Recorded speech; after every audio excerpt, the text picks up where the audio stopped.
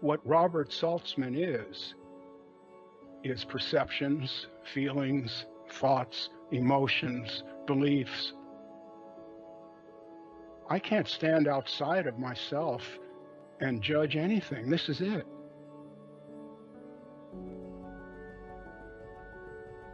What the caterpillar calls my death, the rest of the world calls a butterfly.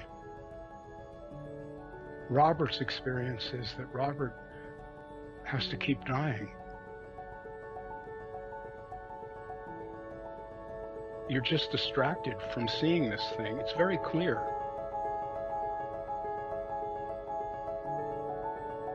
The story we tell ourselves is really buffed up. If I could see myself without that story, everything would really be okay. But it's just scary. Because you don't know what will happen when you awaken. You don't know. In my case, I lost my art career. It was gone. It went away. I'm not sorry it went away. I don't really recommend this to anyone. If you are happy in the life you have now, don't try to awaken. You won't like it. It's only for people who really feel that something is not as it should be.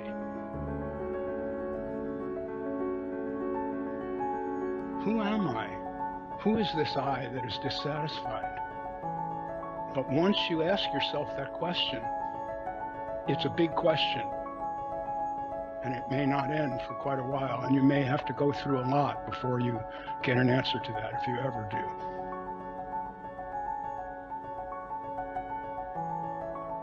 I can't make you awaken. I can manifest that, manifest it constantly. And then when you start asking me about it, I can tell you what it isn't. And then when you come to me claiming to be awake, which is what happens, I can tell you, no, you're not. This isn't it. You may think it's it. You may feel good. You may think you're better than the people around you, but that's not it. What can be known and how can it be known? That's what each human being needs to find out, assuming that that person wants to be what we're calling awake.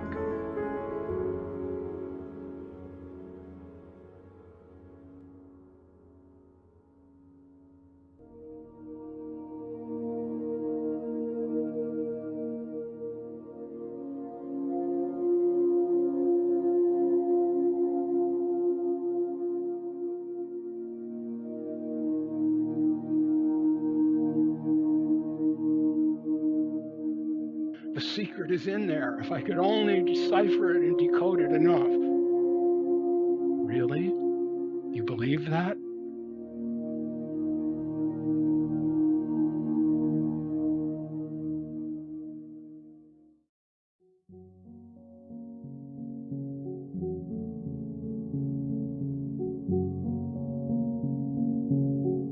I'm not criticizing the teachers. They have a role to play, and the role to play is to keep you entertained so that you don't awaken. That's why people pay the money. They don't want to get into something really deep.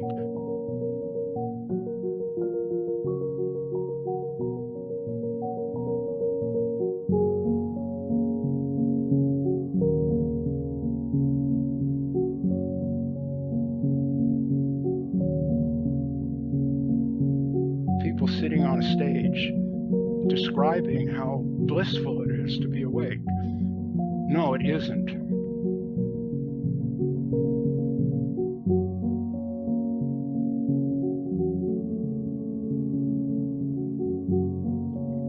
They believe they're doing something good. They believe they have found something and they want to share it. And they're lying, but they're making a living. And I understand that because it's quite painful actually to see things as they are. It's not such an easy matter. we actually don't know what any of this is. No one knows how any of this got here. None of it.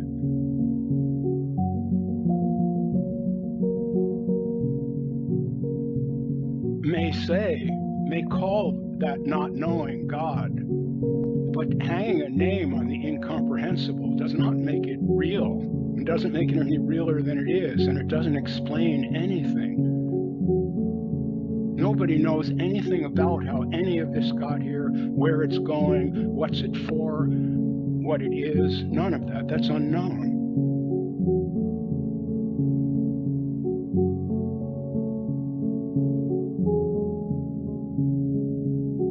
In the moment that one really understands human limitation and stops imagining that Ramana or whoever got it really knows, really knew, as soon as that fantasy, I call it, disappears, you are awake and you won't be going back to sleep anymore.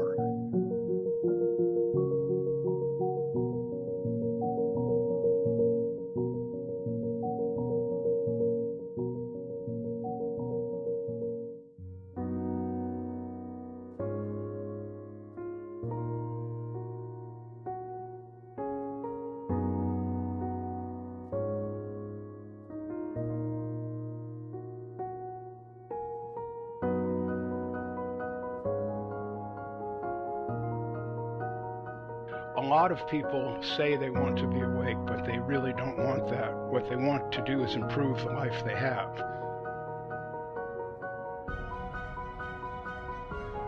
And there's nothing wrong with that. I don't criticize that. It's fine. If that's what you want and you know that's what you want, you won't become confused.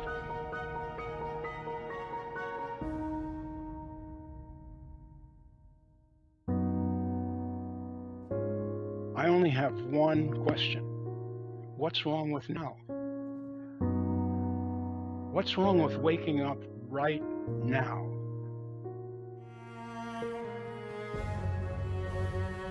Why should I give up this one life I have? Why should I spend this life seeking when I can live? And instead of dealing with my pain by getting on a path with a promise that if I follow this eventually, then I'll feel okay at the end. Maybe there's a way to feel okay about it right now. Maybe I've never even tried that. This is it. The next moment will be something else. It keeps changing, it keeps flowing. There isn't anything else.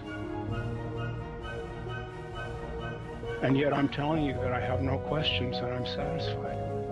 There's nothing else. I can't become something. That would never occur to me. This moment is so rich. This moment is amazing. It really is.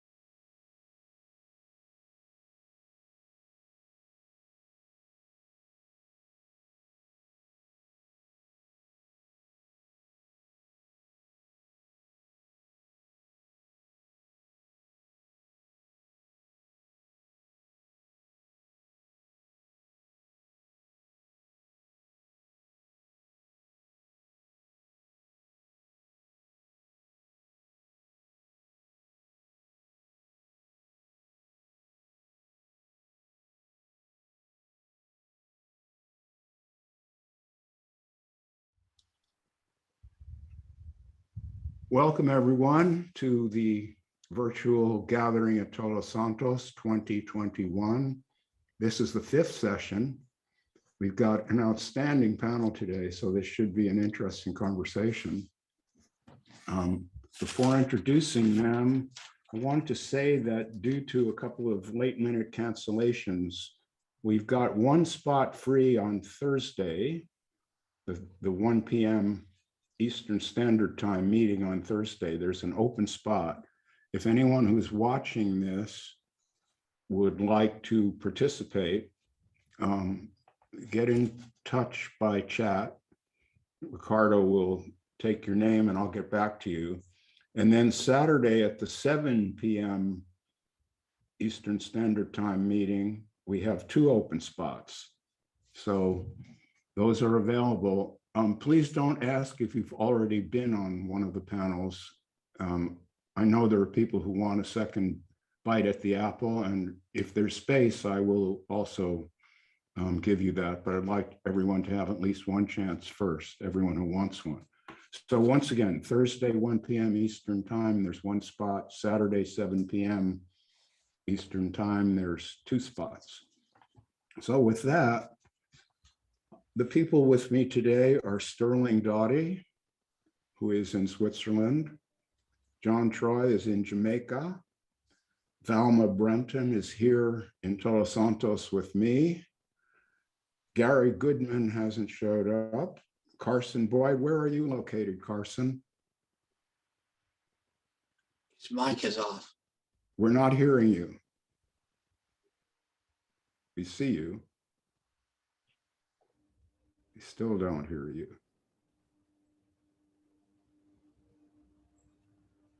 He needs to unmute his mic. Okay, I think he heard that. Unmute your mic.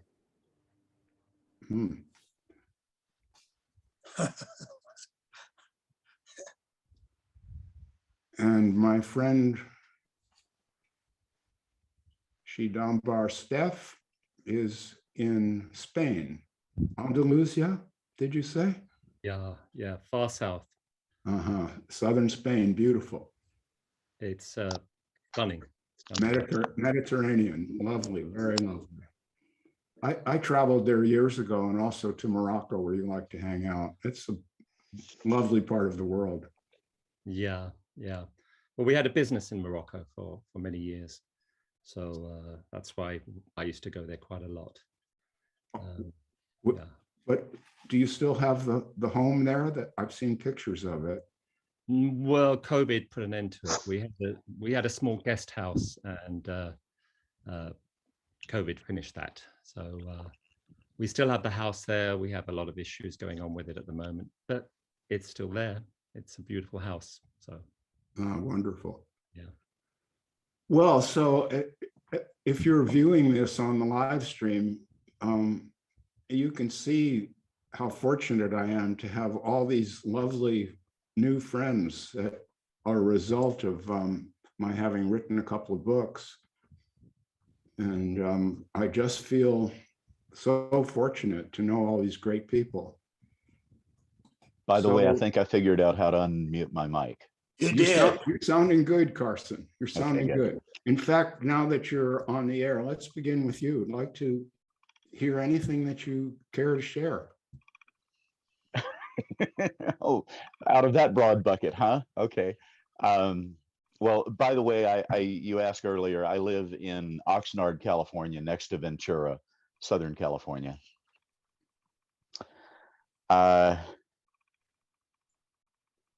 What would I like to share? Well, I did have a thought to share something with you guys. I think that I have evidence for, now I'm feeling nervous. I think I have evidence for us all being connected in a way that goes beyond what we normally imagine. And what happened was I was on a personal growth workshop that lasted for 5 days. I was driving in on the second day, and I didn't feel like I got that much out of the first day. And I thought, oh man, I hope I don't just, waltz through this and not get anything out of it. And in the first meeting, the guy at the front of the room said, one way for you to have a breakthrough on this is to get complete with someone. And he went on to list multiple ways of getting complete, which I forgot all of them. But the one that struck me was, he said, you could forgive somebody. And I thought, oh, I could forgive John. the guy that my ex-wife left me for. And so at the break time, I called him up. Hey, John, you got a minute? Sure, Carson, what's up? I said, well, I realized that I've been carrying around this story that you're this asshole that came along and broke up my marriage and broke up my family and screwed up my life. He's just quiet. I said, it's also true that I respect the integrity that you bring to your relationship with Marilee, my ex, and I really appreciate you taking good care of Marilee and Kimberly, my daughter. And I realized that the impact of this story on me is that it kept me from feeling any sense of partnership with you, even though we're both dedicated to the same goal that Marilee and Kimberly survive and flourish. And it kept me from feeling anything but a superficial friendship with you. And I don't want to pay that price anymore. So I'm inventing the possibility that you and I could be friends and partners in taking care of them. And then I shut up and gave him a chance to talk. And he goes, wow, this feels really good. You know what? I had that story too, that I was an asshole that did that to you, which I thought was generous of him to give that up. And I said, yeah, you know what, John, I am completely done with that story. I mean, I'm just not interested in it at all anymore. And I invite you to be done with it too. And besides, you couldn't have done anything if she hadn't been looking for an exit. So we finished the conversation and I went walking back into the meeting room and this wave of well-being swept over me. And I thought, you know what? I don't have to fix myself or change or improve in order to deserve to be loved. And then I thought, where the hell did that come from? That was really out of the blue. And as I pondered this, what occurred to me was, oh, that was a gift I gave John. I gave it to him, and I was the one that received it. And my thinking on this is because there's only one being, and it's impossible to give love away. It's impossible to withhold love from anything but the self. And so to me, I have taken that as evidence of oneness. And then also, I suggest that you don't believe this, you know. If it's true, it'll be true in your experience. So if you want to test it out, just see if you can give love away and end up with less of it in the process. And I don't think you'll be able to, but I'd be interested to hear what your experience is.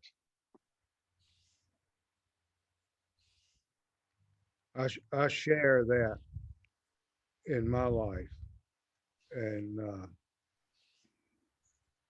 what might look like calamity from the outside turned into my best friends, and really a wonderful life. But I've with what I considered my best friends at the time, and my life partners would move on. I'm now with my present wife 45 years, and it's just been beautiful. But to not carry that narration around is nice. It's peaceful. Yeah. As I've matured in my life, the very idea that someone would do something wrong drops away. And it's just the way what's happening. Yeah. Wrong is a story. Wrong is a story. Yeah. I still get pissed off. Me too. So it's both and, not either or. If we could get over the either or, which has been put out there a lot in the so-called perennial philosophy, you're either attached or you're liberated, for example. Or Well, Republican or Democrat. yeah, Republican or Democrat, same thing, same thing. It's making a duality out of something that's mysterious, as if you could put a grid on there and decide which part of it isn't so mysterious and which is, or whatever. This either or thing is quite funny. It just seems to me, because like in the yin yang symbol, you have one side positive, negative, and so on. A lot of people forget that the symbol itself is turning. So that's the third element that connects and reconciles the two opposites. And here in Switzerland, because of this Republican Democrat thing, which I think all of us are quite sad to see happening in the US, where the ideological points of view are completely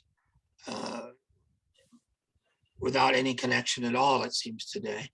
Here in Switzerland, we have like 7 or 8 different political parties right here in my little town. And they have these things. There's social democrats and there's right wing, not maybe as right wing as some things, but so the People's Party, and then we have sort of the Free Democrats, are a little bit to the right or the left or center. But the whole idea of the culture, the Swiss culture anyway, the good parts of it, is that we have to, in order to have a functional civilization, we have to, even though we're different, we have to be able to agree to cooperate and work together in a fair and equitable manner. And somehow or another in this little place, that actually seems to work. So we're not in an either or situation, we're in a both and situation. Yeah, I agree with that. And as I've observed the world, it seems like there are good, kind people and assholes in every group I've come across. That's true. That's true. And a good, kind person can turn into an asshole at any minute. Yeah, I'm evidence of that. Well, Valma, I overheard you and Katanya talking one day, and you were talking about this very difficult woman who had been on one of your cruises, and what it was like being on a small boat with her for days. Yeah. Yes, well, 23 days on a small vessel at sea in a very challenging environment really does bring up an opportunity to really see how individuals can collaborate together as a team, as a group, but at the same time to express individuality. And yes, and I always feel grateful for those opportunities, because it helps to remind me that, yeah, there are aspects of myself that show up for me to also look at.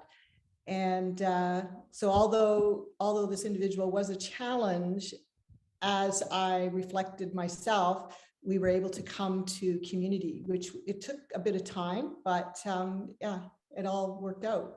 It could be definitely a challenge, especially what I find is that when we've all come from different background, different culture, different everything that we've been exposed to make us up as an individual. And then and then language also language. And so that's why I enjoy having these experiences with these individuals for that reason. And it helps me to recognize that really it's about living an authentic life, and that there isn't a guru, there isn't anyone else outside of ourselves that can help us to determine how to live that authentic life, because it's all within ourselves already. Yet these experiences and opportunities are an opportunity to reflect, to see what modifications and or new way of looking at something. So I'm always grateful. I wanted to share one thing that I've really enjoyed your books, and I've read the 10,000 Things a couple of times, and now I'm on this Depending on No Thing. And there's one sentence that has really stood out for me of all of the book, and all of the readings and the writings and listening to your sharing, which I'm really enjoying a lot. And I'd like to share it. It's in the introduction, actually, of this Depending on No Thing. And I highlighted it because this really stood out for me. I found myself awake, but that does not make me a spiritual teacher, guru, or guide of any sort.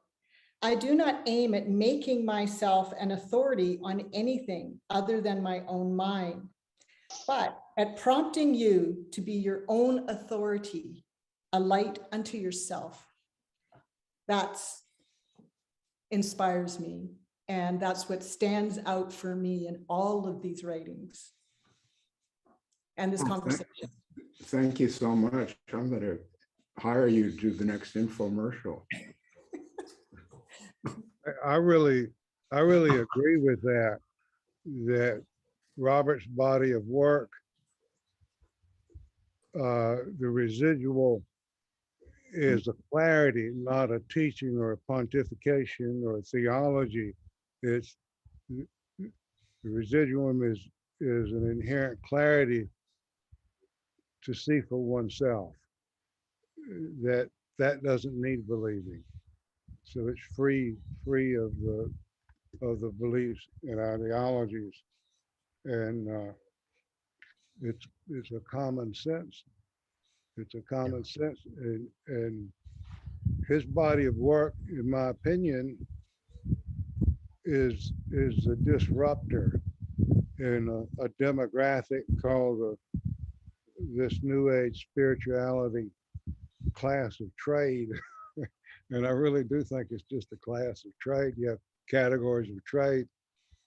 In that class of trade, Robert's body of work disrupts these notions of gurus and holy hierarchies and et cetera. And what I see is these people coming in and branding one's own insight with their brand word, Toli or Ram Dass or Jesus or whatever, and renting it back to you. And Robert's more secular angle on it, their frustration, as I've noticed, the disruption is trying to pull Robert's body of work and look at it from the spirituality paradigm and the shoulds and shouldn'ts of that, rather than seeing it with clarity and more of a cult idea than what's common sense. But that clarity, no pontification or no belief and no 7 steps to heaven, and slowly, not this, not this, not this, not that, until you're left with yourself. Seamless. I think it's beautiful. I have something I'd like to add about this being an authority unto oneself. And for me, that was strengthened and amplified through the process of surrender. When I was able to surrender to the point that I no longer had a dog in any fight, I found that I could trust my own direct perception more. You know, I wasn't ready to lie to myself. And so I started trusting what I saw and felt and believed, or well, I don't know that I want felt and believed in there. I trusted what I directly experienced. Let me get back here. So I thank you for that, John. That was always touched by your understanding. It's great. You and I agree on the whole thing, so there's really no space there at all, you know. It's great. It's beautiful.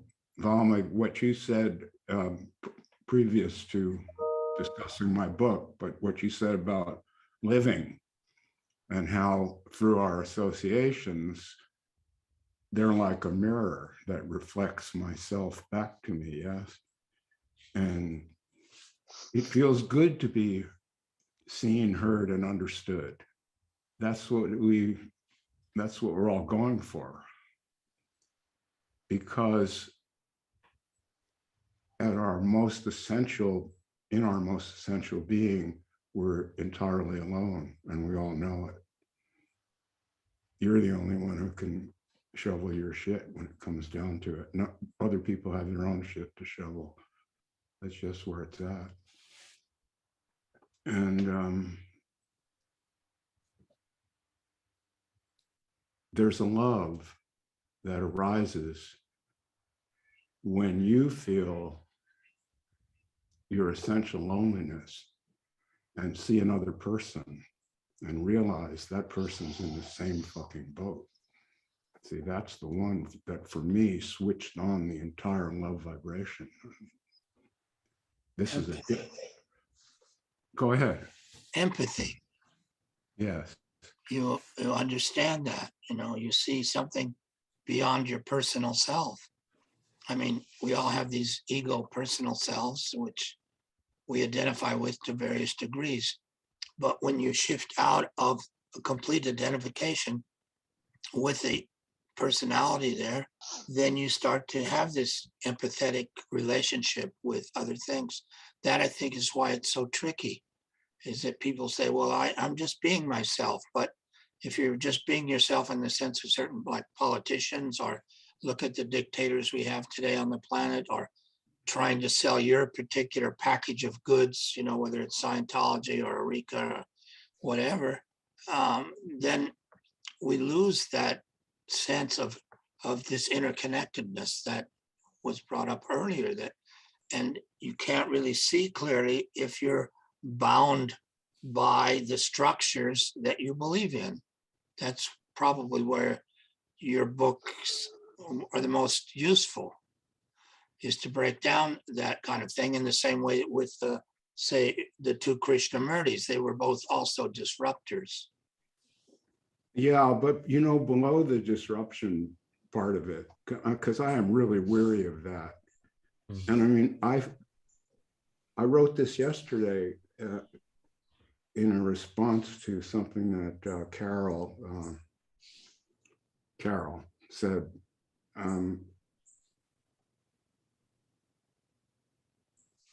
No, I've lost that thought.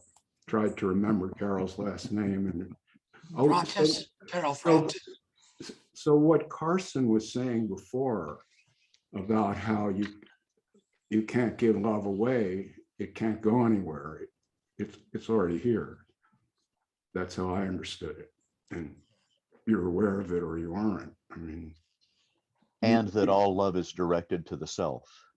But the way I understood the story is you came to that understanding in some inexplicable way. One day you just got it, right? Mm-hmm. Well, I think that that's what happens to all of us, and that there's no jumping ahead. Yeah. No guru or whomever, whatever power, can come in and take your chip from here and move it over here without the intervening suffering. I mean, that's not possible.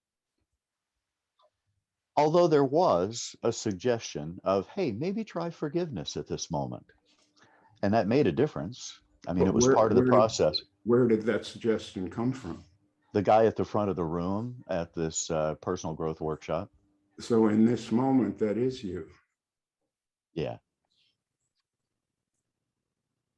I mean, yeah, when people project stuff onto me, which a lot of people are doing nowadays, that's the personal cost in being in this role. It's kind of, I'm a loner, I spend most of my time alone, and I'm really a shy person too. But in any sense, that's the message. You can't skip ahead. You have to take this step by step and chew it all up. That's what Valma was talking about, that she maintained difficult associations and found that they were a gift because they helped her to chew up the parts of her that are hard to chew, hard to even notice that you have them. It's painful.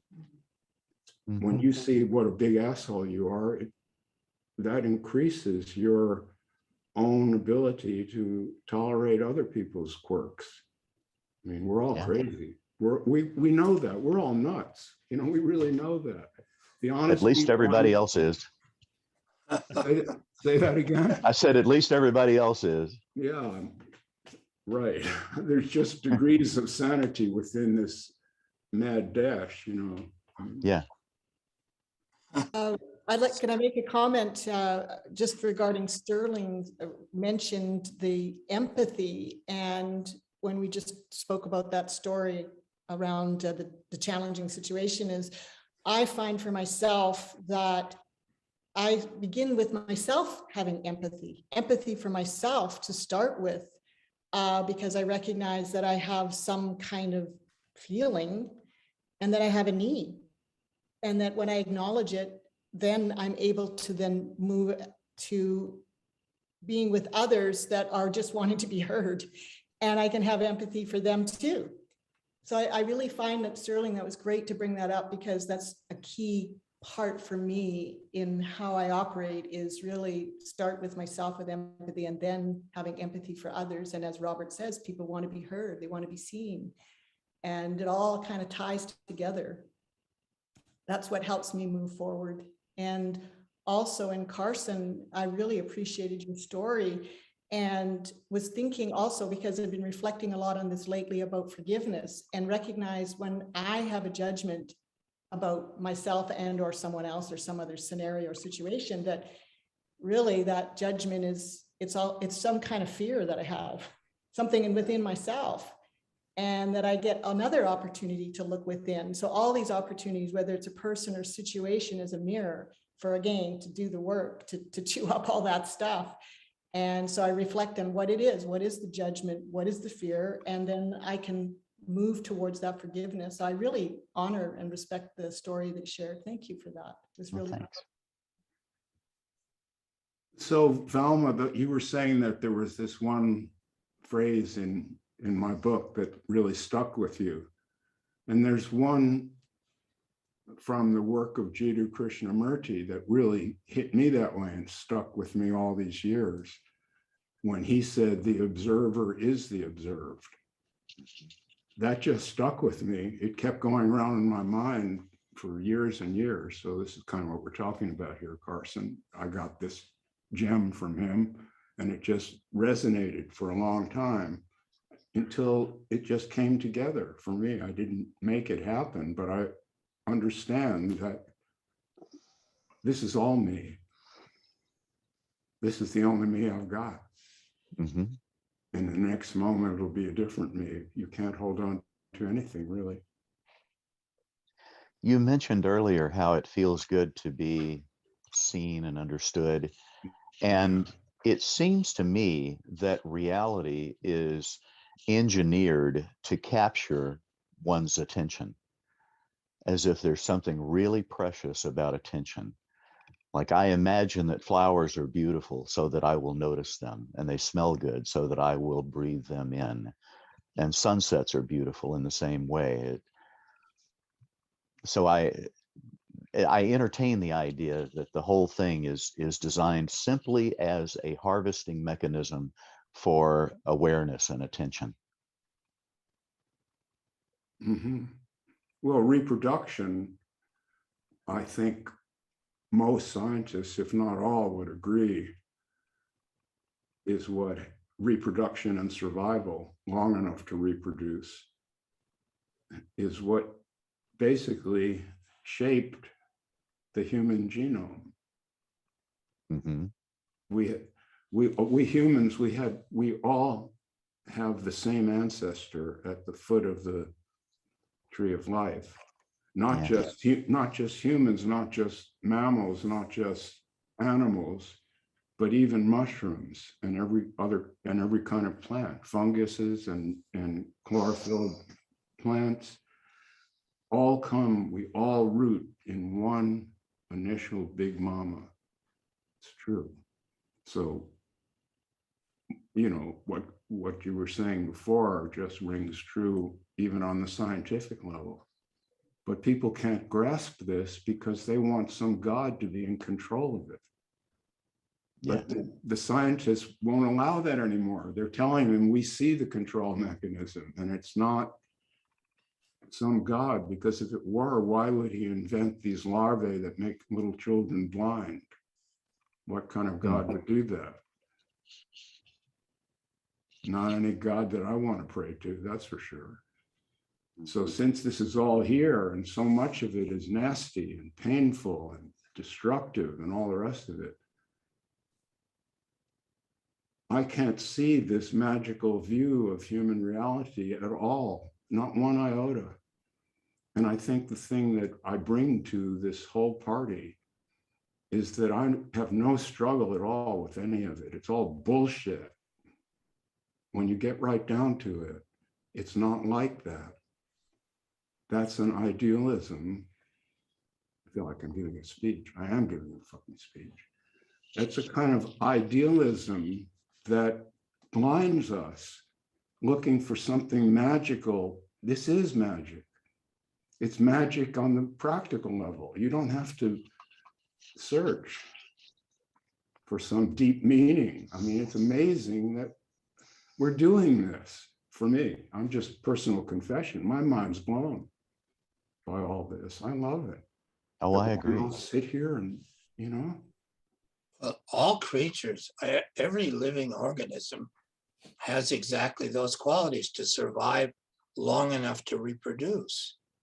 And in the animal kingdom, or back in the mushrooms and so on, they are fortunate enough not to kind of fight against the reality that seems to be kind of an aberration in the human species to me. The other species, they deal with whatever is going on. It's not always nature's not always very nice.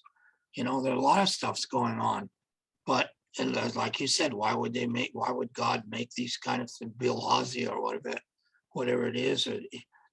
But why is it in our societies now that we reject so much of the natural world and are willing to destroy it, which is what's happening on the planet, or to look completely outside of ourselves into a religious structure or a cult or a political party, all these separation devices? What went wrong with I think Mr. Gurdjieff called it the Kunda buffer effect, Yeah. Well, one of the things that went wrong is we bought into the idea that having was the be all and end all of existence. And so you got people obsessively, compulsively trying to promote and expand their having until other people end up doing without, so that, a billionaire can go into space for 13 seconds. Yes.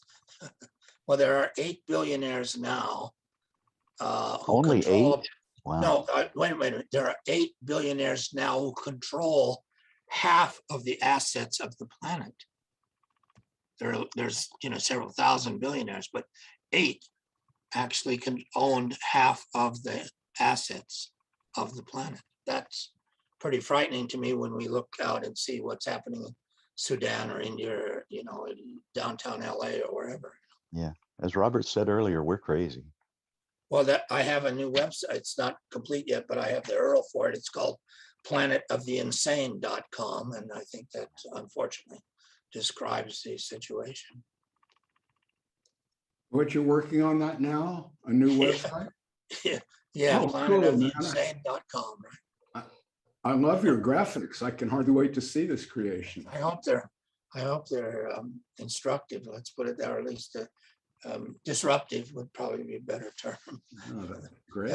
In the shock sense of, well, let's take a look, and because I don't know a better way except sort of through a certain kind of humor to try to address these things, because war doesn't seem to work and peace is not very interesting for most people, but having and grasping and getting more is unfortunately still, as Carson said, the default mode of this, of something that twisted in the, I don't know if it's in the DNA or not, but something went a little off. Can I share Robert, that in this conversation, I think it's wonderful. I think that my observation, and includes myself, have been living a life of quiet desperation, and that the miracle of life that we have before us, of all of nature and such, is such a powerful part of living. And how I came to be here, I'm in Baja and I've been here almost 18 years. And I left what my life was before to come and live in the desert. I went in the desert and lived off grid. I slept outside up until only this year. And living with the animals, I had fear. I had a fear of snakes. I had a fear of being in the dark. I had a fear of many things.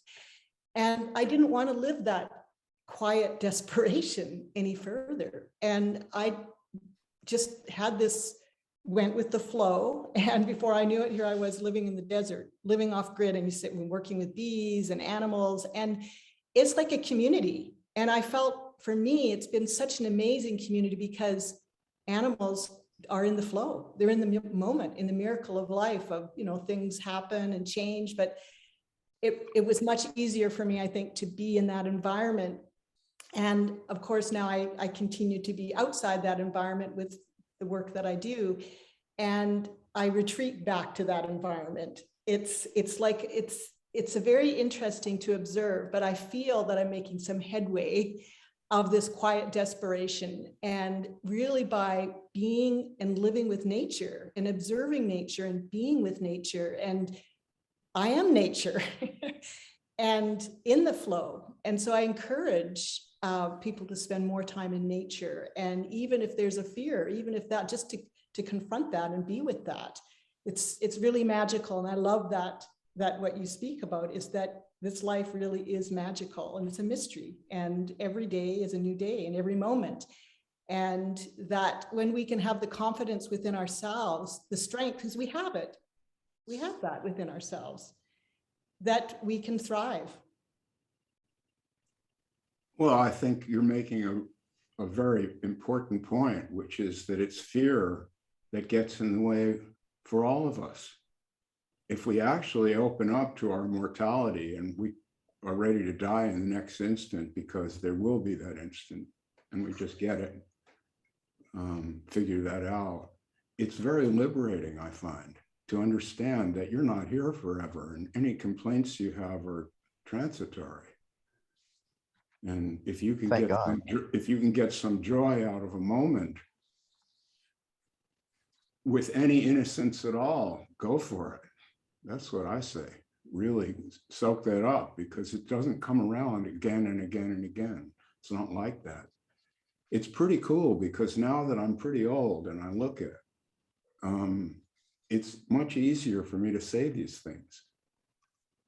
Much.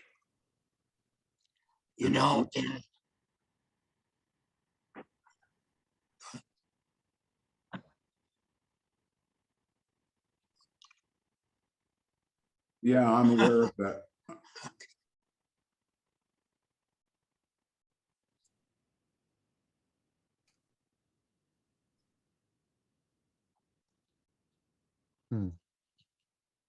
I just put in one quick thing before that, which is a phrase from the Lakota Sioux, which relates to what Robert just said.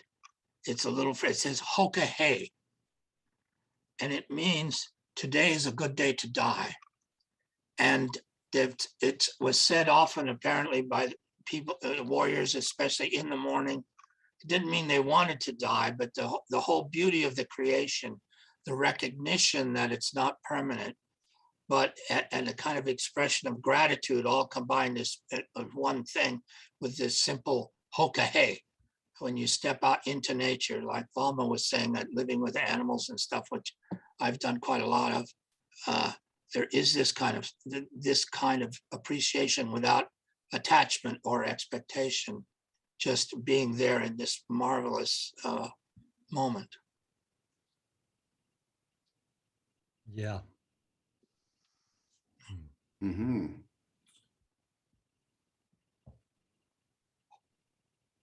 So what was that, Ricardo? There's some question.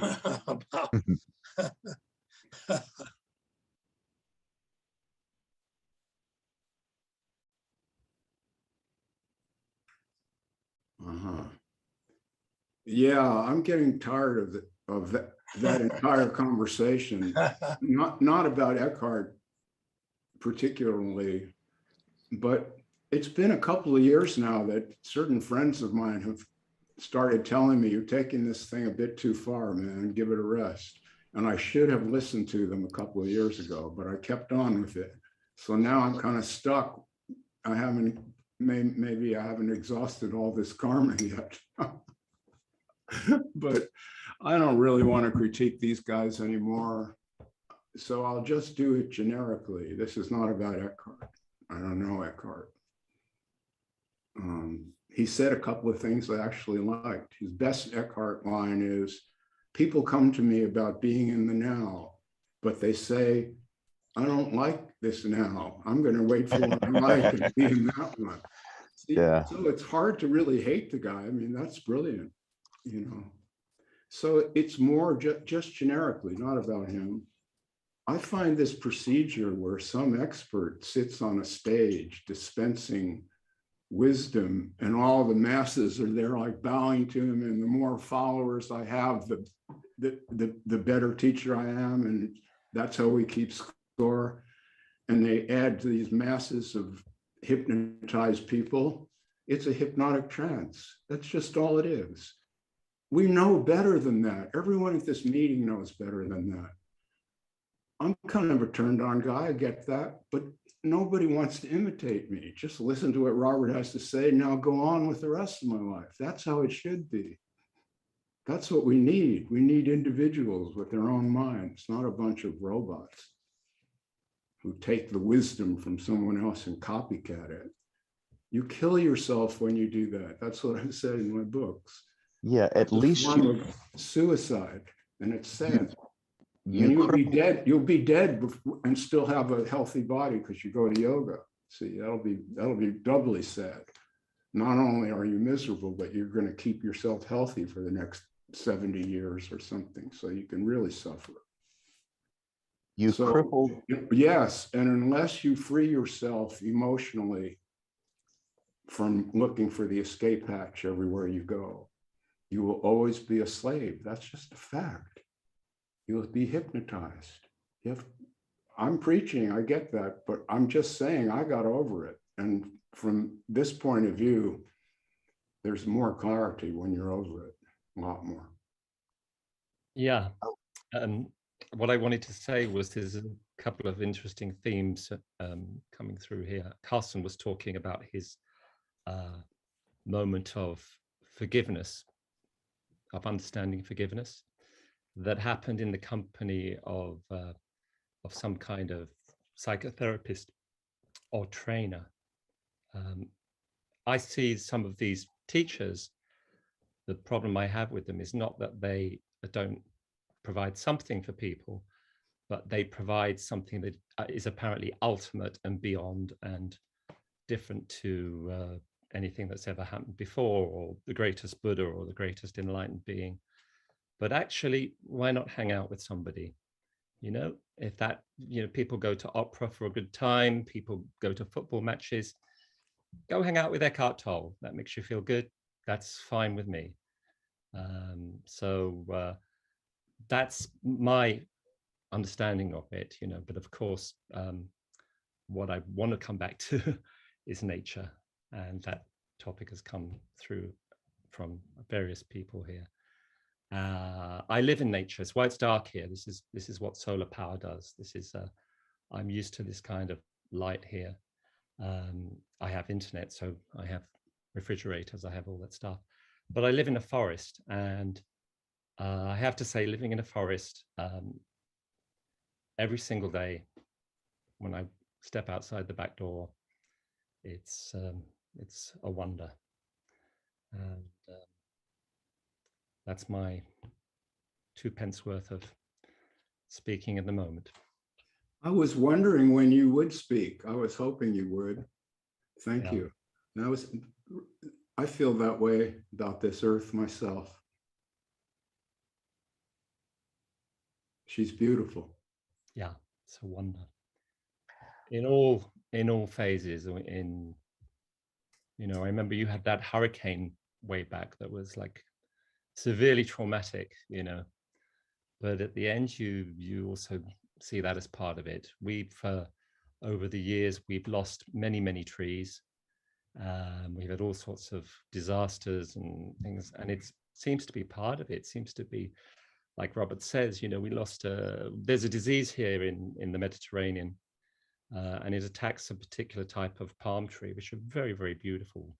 It's called a Phoenix canariensis. It's a Canary Island palm, and they're exquisite. There were 2 on the property here that are about 40 years old, and one by one, this little bug has taken them out.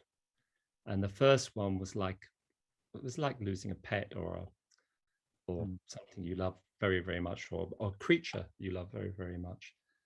But when the second one went, we were just, you win some, you lose some. We're all everything is gonna fade, everything. Friendships, this moment, the joy we feel, the sorrow we feel, it's all just a river moving on. And sometimes the river is like a calm, beautiful, sunny day. Other times it's raging and it's tempestuous and painful, and we hit the rapids. But as long as the river's running, I'm with that. And somewhere up ahead, there's a waterfall for each of us. We don't know when it's coming, but it's coming. Oh, that's beautiful poetry, Steph. Now it's just a pleasure. You know, Steph and I have been kind of admiring one another on and off on Facebook, but it's great that you're here. Thank you so much for showing up. I love this. It's very direct. I felt you when you were laying that out. It's beautiful.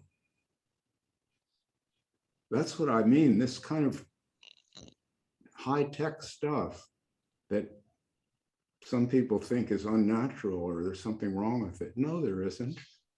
Anything can be used for good or evil. Anything can be. Yeah, just another vehicle for communication. Yes. Sure. Speaking of poems, I have one I'd like to offer. This came to me one night as I was laying in bed to go to sleep, and uncharacteristically, there were these rhymes, and I thought, well, I guess I should get up and write this down.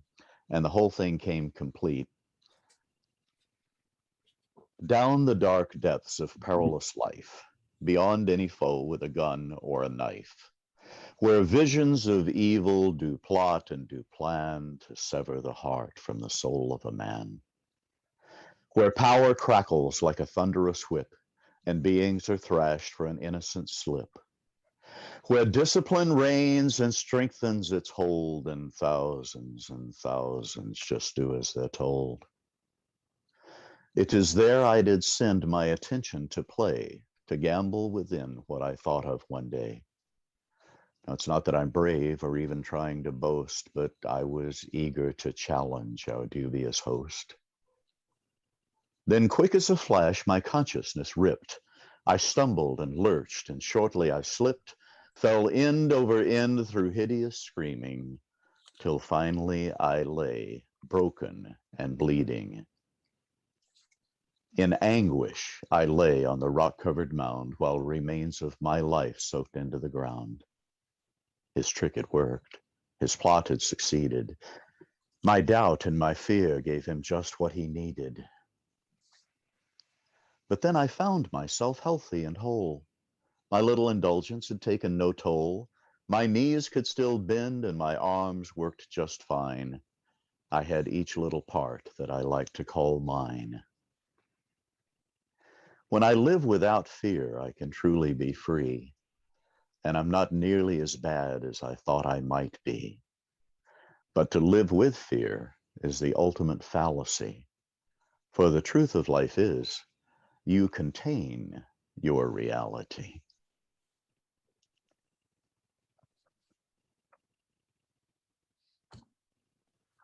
Shakespeare. Thank you, Carson. Thank you.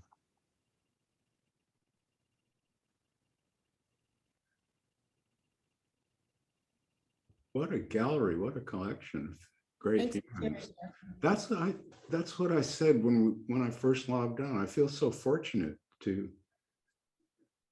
that you are readers of my work and like it. I mean, it's a great thing. In all humility, you know, it's unexpected that this last few years of my life has been brilliant. I'm old. You know, usually you're kind of washed up by the time you're this age. Kind of nice, lucked out. Old boy has to die soon, you know, got the physical changes and everything, and yet brilliant, fun. Lucky me. Yeah. I thought if I knew it was going to be this fun to be old, I would have started sooner. Well, you know, John Troy, who somehow isn't on anymore, who knows? Aw, Could be internet. I was looking forward to John being here. Yeah, well, we had a bit of him at the beginning, but once John Yes. warmed up, he's brilliant. He can really turn a phrase. He's a great wordsmith on the run, you know, on the fly wordsmith. Mm. I love John's phraseology. Like he calls these spiritual gurus idols, capital I, an idol. And he said, so he establishes that, and then he says, and you know, this Amma, Mhm. you know, All right. well, she's not just an idol, she even sells idols of herself. That's how she finances this thing. You buy these, She does. right? That's a great scam, man. I mean, that's hard to beat. Gotta give her credit for that. Wow. So we need to make Robert Saltzman dolls now. Yeah, right. Well, they probably, I wouldn't want to have those out there because someone might stick pins in them. all this, man, I've oh, had here we are. Yeah. a ton of shit fell into my life this last month, a month ago. These people got all upset. The Bat Gap.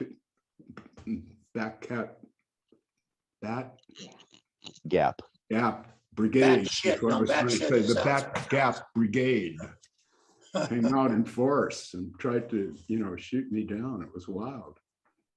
Well, A cultural happening, but only a tempest in a tiny teapot. strange. I've never been canceled before. It was fun. Well, that's good that you learned in time.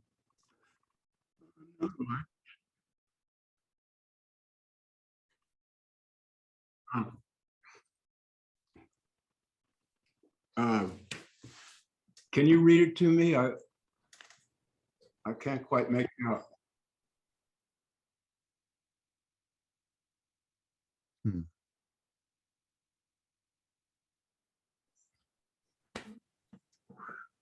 Boy, No.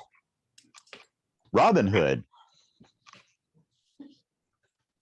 that's really an ancient question in philosophy.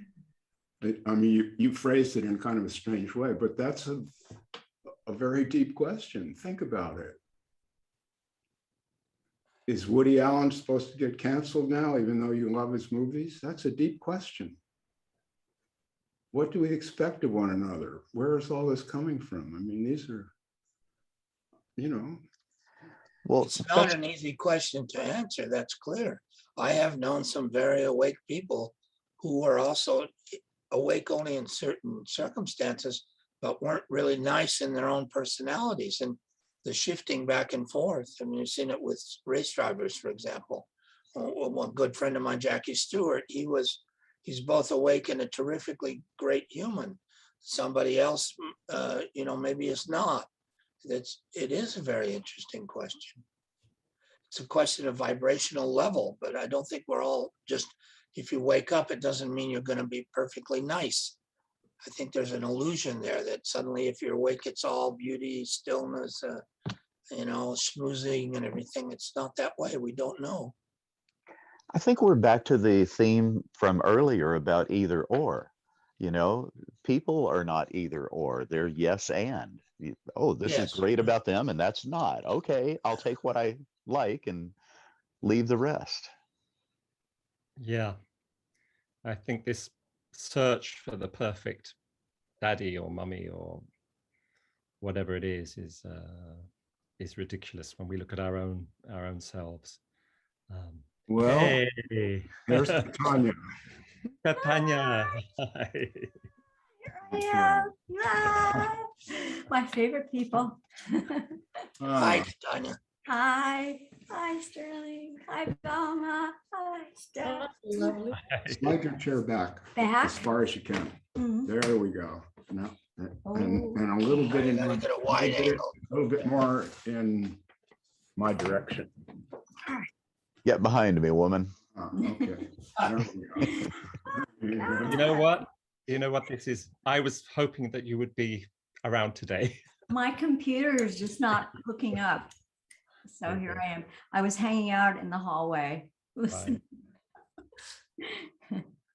Well, Katanya told me Steph's going to be at this meeting. I've got to make it. She was up for it. She was up for meeting you, you know? Yeah, me Yeah. too. Yeah. And who are you? That's Carson Boyd. Carson Boyd. I liked your poem. It was Oh, thank you. beautiful. It was I liked beautiful. it too. I don't take credit for it. You have a good poetry reading delivery. You have a good voice. It's good. Thank you. Nice. Sonorous. Deep. Sonorous. Oh, sonorous. So it's really good to see you all. I've been deprived. I haven't been able to be part of anything because my camera, my internet just won't hook up here. My computer, it's an overload. So have you been dancing, Catania? I think of you always as I was going to be dancing today in my Yeah. studio, but I Mm. can't use my internet. I can, I've got iTunes and things like that. I have a few classes to take. I'll take them later. Mhm. But there's nowhere, there's no venue or anything like that these days, Of course. It's Yeah. all for me, for the love of dance. Yeah. Yes, the COVID thing has really, really hurt the lively arts. Deeply, deeply destroyed those spaces for now anyway. We've recovered a lot here in Ventura. I had a great social event. For the first time in a couple of years, we had another drum circle on Sunday, and I think we've got 80, last I heard a few weeks ago, 84% of our population has been vaccinated. That's Uh-huh. great. Great. So Yeah. what would you say the percentage is among drum circle type people? Of people vaccinated, it's funny, I ran into 3 people that night who had not been vaccinated and had COVID. Just a I- coincidence, I suppose. And I still think that it was probably at least 75% in the drum circle people had been vaccinated. That's great. Yeah. Yeah, that's great to hear. Mhm. Well, we're working on it here in Mexico also. Mhm. Not as good as the States, but for a Mhm. rather poor country or somewhat poor country, we're doing pretty well. We got about half the population is vaccinated twice. And they're Yeah. going to start giving boosters to us old folks like 2 weeks from now, I believe. I've had my 3rd Moderna. Yeah, Pfizer guy. we were thinking of going up to Tijuana on the local airline and then walking across the border to get the boosters in San Diego. Yeah. But I don't want to get on an airplane at all. And it's like a 3-day drive to get to Tijuana from here. Mm. Yeah. So we're just kind of waiting until the locals get it together. They're supposed to start the boosters this week Hmm. and go through the month of December. So this And new variant could shift things because Yeah. so far it seems to be much less severe from the Yeah. information we got. And I've That's a done a good little bit of point. research on vaccine, on pandemics. Scrape the surface, of course, but it does appear that that's what happens, that the virus gets changes and becomes less severe. I mean, it wants to survive. I read the same thing Survive. I read the same thing, that the natural tendency is that they become more contagious and less severe. Yeah. Yeah. Well, So let's that would be hope yeah, let's hope for that would be a that, good because, thing. we've been in what, 2 years? Switzerland is in pretty good 2 shape, years. but Yeah. I've had my third one, the booster last week. I got the Pfizer booster. And it's just a drag, and so many things, especially small businesses, small restaurants, people without good capital things. So many people are suffering from this damn thing, and then we see also the divisions in society coming out of America and in England and places too that are very sad to see. I think the division, the difficulty in having nuanced conversations is really sad. That's kind of gone. I was at a party at the weekend, and the whole subject came up, and I found that people on both sides of the argument were very emotional about it. About, are you vaccinated? Are you not vaccinated? And it was very difficult for people to actually separate out the emotional quality to what they were saying. So that's sad. Same with all the divisions that are going on. Yeah. I think there are places, there are venues where you can have a nuanced conversation, and I look forward to that being reestablished.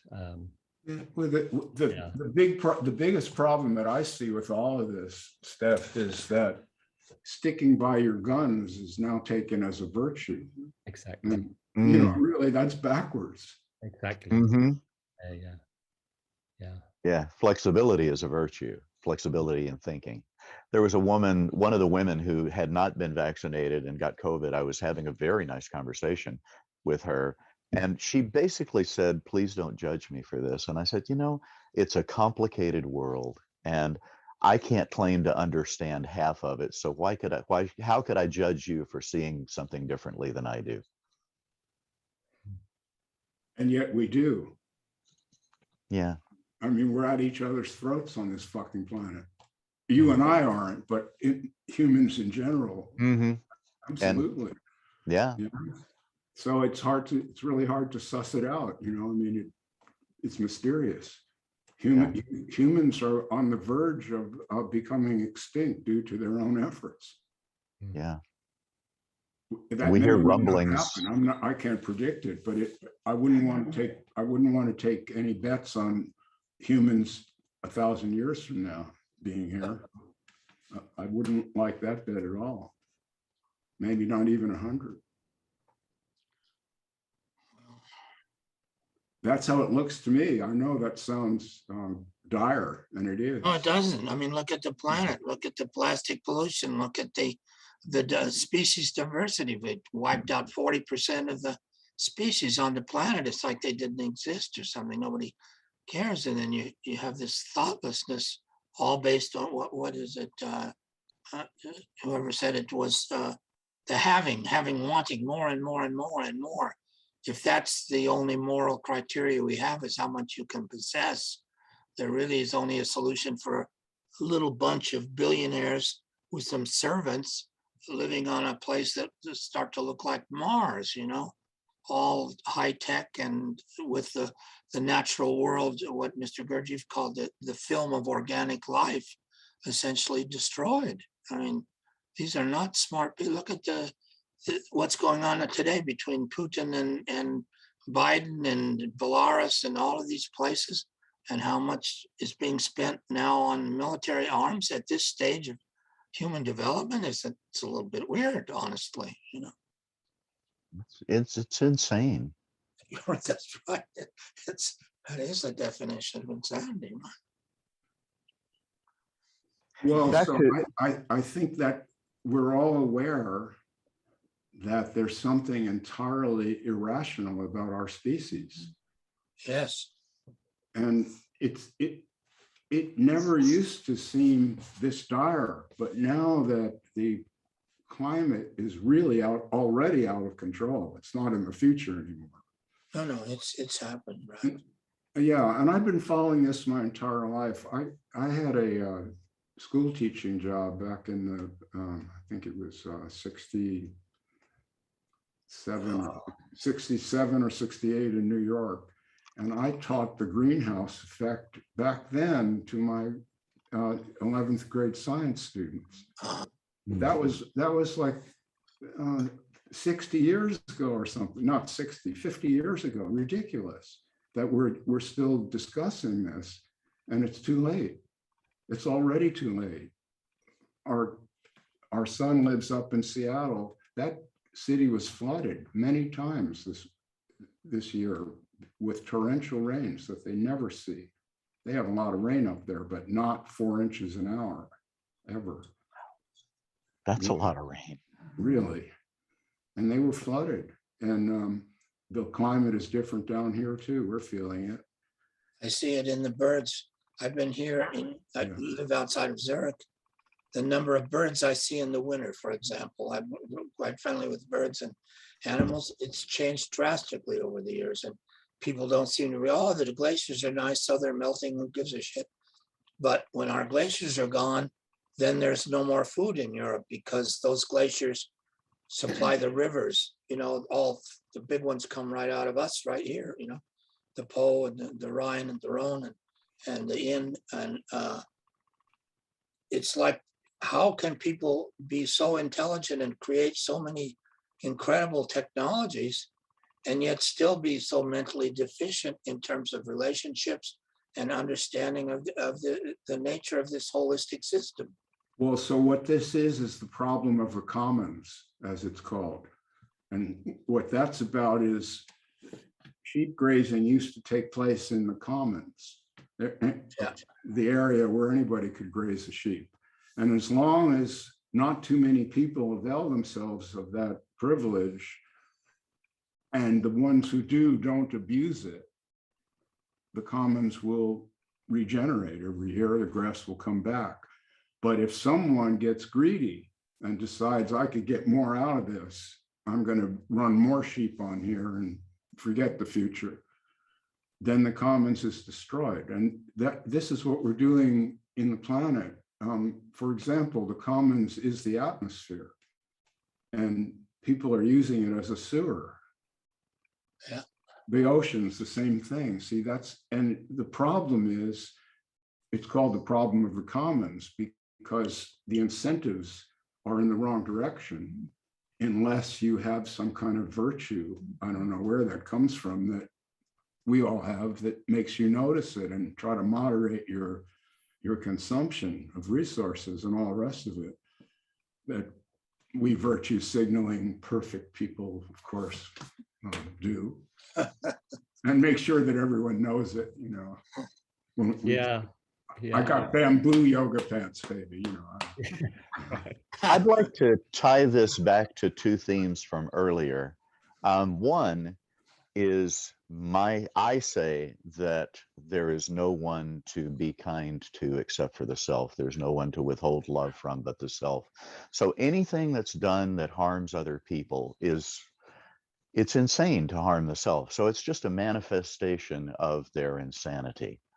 And also, in a court of law, forgiveness, insanity is an excuse for your behavior. So it only makes sense to forgive these people for harming themselves, because if they weren't crazy, they wouldn't do it. Forgiveness I don't know. I don't know if the word Okay. crazy is right, because I think we see the very things in ourselves. I can, again, another story from here.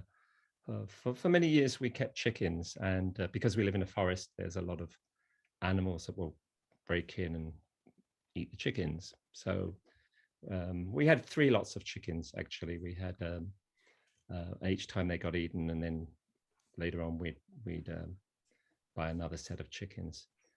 eventually you get to thinking, well, we'll keep the chickens inside a little wired off enclosure and not let them run about so much and make that very, very safe. So you do that, and then eventually they even the small weasels and things can get into the chicken coop. So you eventually think, well, you can see the logic of getting smaller and smaller. You can see the logic of getting them into what they now are in batteries, you know, in small. If you eat chickens, if you eat eggs, commercial eggs, they're in, as you know, tiny little boxes. It's So in concentration camps. yeah, but so I don't think the people that do this, the people, I can see the motive in myself. I can see the you know, the interest in doing these things. So to call these people crazy or insane is to kind of, in my understanding, is to deny my own craziness, my own insanity, my own madness. You know, I don't have that particular kind of madness. That's why I live in a forest. You know, but I have other kinds of madness, which are just there. You know. So this, again, this calling of people crazy, evil, insane, yes, they're degrees, and, you know, and I think also the whole question of the environment, it's not that people are crazy or evil or ignorant, it's that people don't know what the fuck to do. I mean, what do you do if you live in a city? What do? You go to the supermarket, you know, what do you do if you want to buy some cheese and it's wrapped in a huge, thick plastic thing that's going to last 1,000 years or whatever? Do you buy the cheese? Do you not buy the cheese? Right. Right. And people, you know, my partner here never allowed me to buy stuff like that. And occasionally I think, like, I really want that piece of cheese. So, you know, we have if we do have the virtue or the gift of being a little more sensitive to what's going on, it's just a gift. It's just you know, there's no reflection of a better self here or a holier self or whatever. My point was simply that self-harm is a symptom of insanity, and that there's no one to harm but the self. Yeah, we all self-harm. We do. Yeah, in various ways. I mean, I do, certainly. You know, I certainly, you know, went to a party at the weekend, drank too much alcohol that wasn't that good for me, you know, et cetera, et cetera, et cetera. And I just feel more in the center. I feel more in the center of not pointing fingers, or I feel that's more divisive and is going to not. I don't know what to do either. I mean, you know, as I say, I have this been living on this beautiful piece of land and solar power, growing organically, eating extremely well, et cetera, et cetera, et cetera. Very small carbon footprint. And then I've had a business for about 17 years in Morocco, a small guest house. That guest house is plugged into the grid. All the rubbish goes down the street. You know, the rubbish there is massive. Here it's nothing. So it's, you know, being engaged in the world is going to pollute, you know, it's going to destroy. That's just the way I feel. So as they say in India, what to do. I mean, if you have an answer, anybody in the thing can give an answer. It would be an easy answer, would be great, but what to do? It's a great point. You and I concur on it perfectly. That's really a great point. I was referring to that earlier when I said we're all mad. Yeah. If you're a human being, you're driven mad early. Yeah. By the other humans, the big ones that are there when you're born. They fill your head with all kinds of nonsense. And you can't help it. Either can they. Exactly. They haven't. Yeah. That seems dark. I understand that.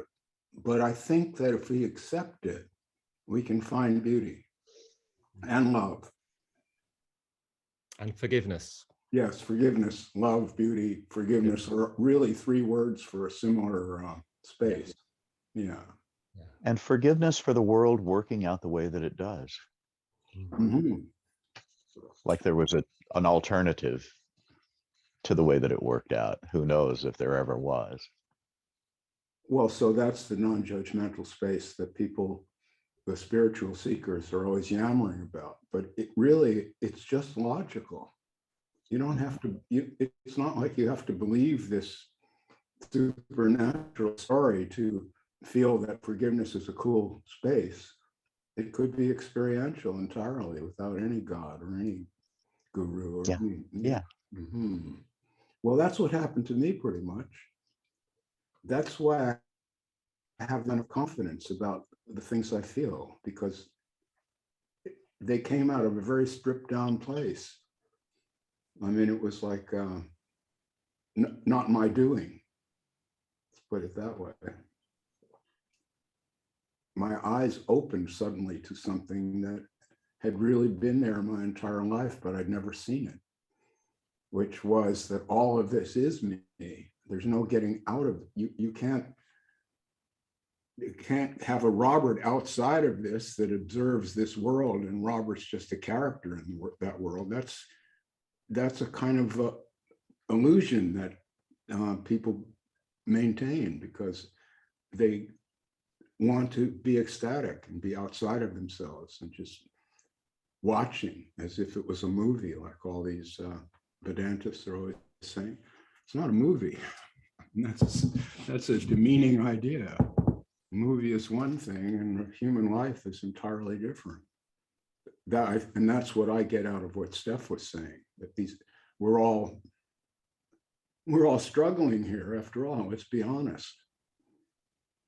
And if we are, then we can see that, like your wife thief needed your forgiveness. He said so, right?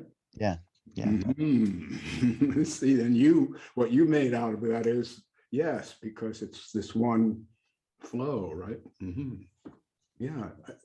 So that's a kind of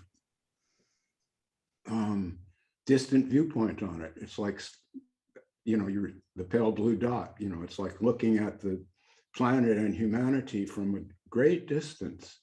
I don't mean isolating them, but just seeing that it's this one, the earth is this one happening and the people in it are all connected up. And the thing that Steph was referring to is the opposite, where you realize I'm an individual and I have these quirks and I can't just get rid of the quirks. Some of them seem dyed in the wool. One model that I have is that awareness can be like a flashlight, right? It can illumine what it shines upon. And a lot of us human beings take the flashlight and point it in our own face and trying to understand our identity. And when the flashlight's in your face, it kind of blinds you. So what is more helpful is to point it towards your brother and say, well, let me help you see you and you help me see me. And I think that vision is increased when we approach it that way. Mm-hmm. I don't know what to make of any of it's like you and Steph were saying things that seemed opposite, but actually they flowed together in my mind immediately. So that's what I'm trying to say. It's hard to really figure anything out. I don't actually. Yeah. I don't have anything figured out. That's the whole point. And no one else does either. That's what all of us are willing to admit that. So that makes this a cool crew. We're not fighting for anything here, it's fighting, dying on the hill of some weird idea or something. It's crazy. We're not doing it. But Steph was right. The idea that you have some special virtue can lead to building fences where they don't really belong. Yeah. So it's tricky. That part.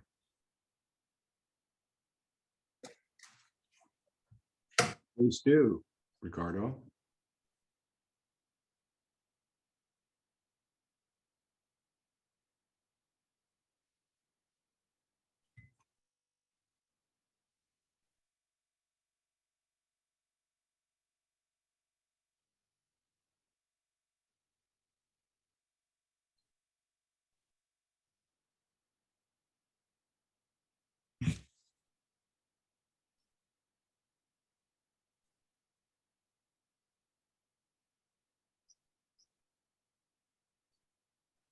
Yeah, I'm undergoing that kind of meditation naturally. That's exactly right.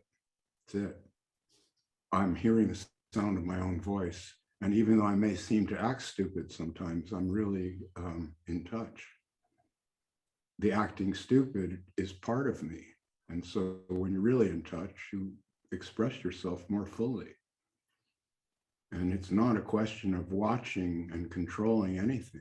Mm-hmm. And I'm not down on meditation. I've meditated and I might do it next moment, you know, just sit here and observe my thoughts or my breathing or something for a while. That's cool. What I've tried to point out is if you imagine that this is like some kind of school program that you get on, your first grade meditation, and then you get to middle school and you don't actually awaken until you get 2 PhDs and stamped in gold. That is a hypnotic trance. And I know so many meditators who are in that trance. I just know so many. So it would be unfair of me not to bring it up at all. But I'm not saying that no one should meditate. I've never said that. If you like meditation, great. The whole point is don't make a contest out of it. Just do it because you like it. Well, isn't meditation, I know there's formal meditation like what you're referring to now. The more you're in the present, whether you have anything to do with spirituality or not, it's a kind of meditation because the deeper you are into just the present moment, without anything else, without thought of yourself, without thought of other stuff or goals or anything. If you're driving a bulldozer, or you're racing a car, or you're creating a piece of furniture in Japan, the more you are into that, the less you think about yourself as a person, and those are all meditations to me. It means being actually present. Okay, well, I was assuming, and maybe wrongfully, that the question was about formal meditation. Well, I think that's what it was, but it seems to me that's an incomplete question in that sense, because you aren't against it. You're just against the stuff that, as far as I understand it, that makes you part of a system where this is a good thing to do, and anybody that doesn't do it is not as good as you. It's like these schools of enlightenment and so on, all have these structured meditations, and they're better than others, and they're going to lead you somewhere and all that. To me, that's not really meditation.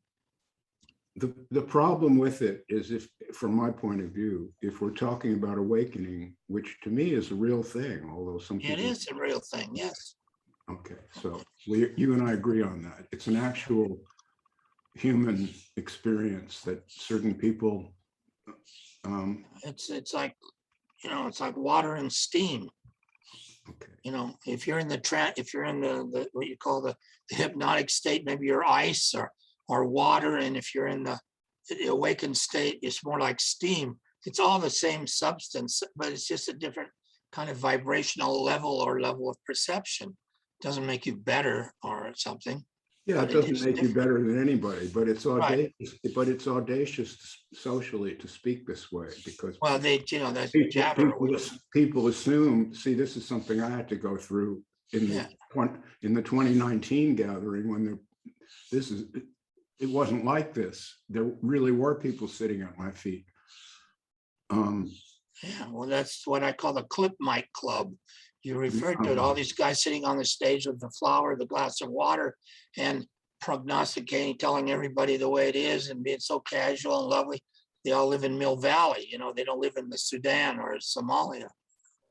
Yeah, you've made that point a lot, and that's true. Enlightenment does really tend to be the preoccupation of a certain socioeconomic. Well, anyway. Mill Valley. That's for sure. The largest collection of enlightened people on the entire planet, but it's not the same thing as to be out there in other areas. They're suffering. If you're in Yemen, for example, being bombed by American bombs with Saudi pilots flying American planes, maybe you might have a reason to want life to be somewhat different. Well, so flashing back to the question about meditation. Right. what I am getting at is not that there's no reason to think about awakening as something possibly possible, something that's humanly possible, not some faraway fantasy, but that human beings can actually dehypnotize to quite a, I would say the people on this panel are dehypnotized in that sense. They understand that they're here and that they have a personal psychology and hangups, and other people do too. And see, these are already deep understandings. They're very deep.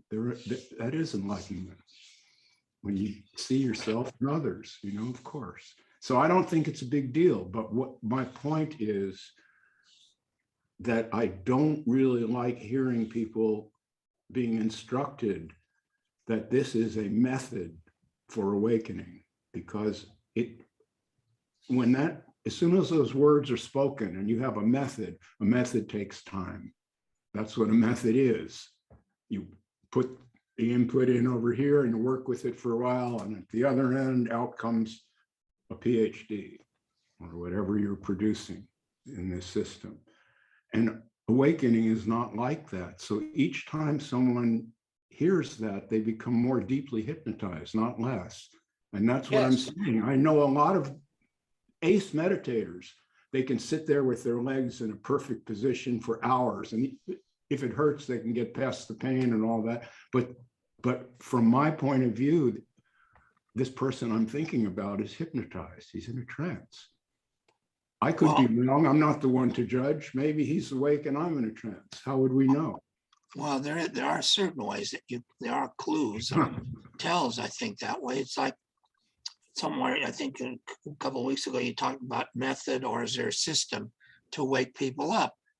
I've had experience with a number of these systems, and I think some of them can produce a very short kind of awakening experiences, like even, or even Scientology and this and that. Very short, because people are not really expecting them. But the deeper you go into the thing, the more expectation there becomes that you're going to achieve this incredible state if you just keep doing the method. But the more that you expect it, the more closed you are, because it can't happen unless you're open. But you can't be open if you're following a path that's being directed to you by some guru or master. And the proof is that if you go into those things, you never come out. It's just next week will be enlightened, and the week after, and a new training, and so on and so forth. So the original thing where you had a flash, that maybe is useful, but past that, you just become, as you just said, more and more deeply hypnotized into the system. And I've got hundreds of friends stuck in some of these systems, still believing that they're going to save the earth and that they're enlightened and all this. And it's like their whole lives have been wasted in a certain way. Well, the essence of what I'm calling the hypnotic trance, you put your finger on it. The essence of the hypnotic trance is a belief in the future, and that there's a line of improvement. And as long as I follow the guy in front of me, the sheep in front of me, I've got my nose up his ass. He's just an older version of me who was hypnotized by his future. And until we are willing to understand that nobody has any final answers to anything or instructions about how to be awake or not awake, none of that. I didn't make myself be awake. It just happened. It's only a point of view. It's not like lightning strikes you and now you have magical powers or something. It's just a point of view. It's a different point of view. It's that simple. And once you get that point of view, you don't go back. You don't want to. That's all it is, really. It's all it is. You're still the same person with the same shit, and you always will be.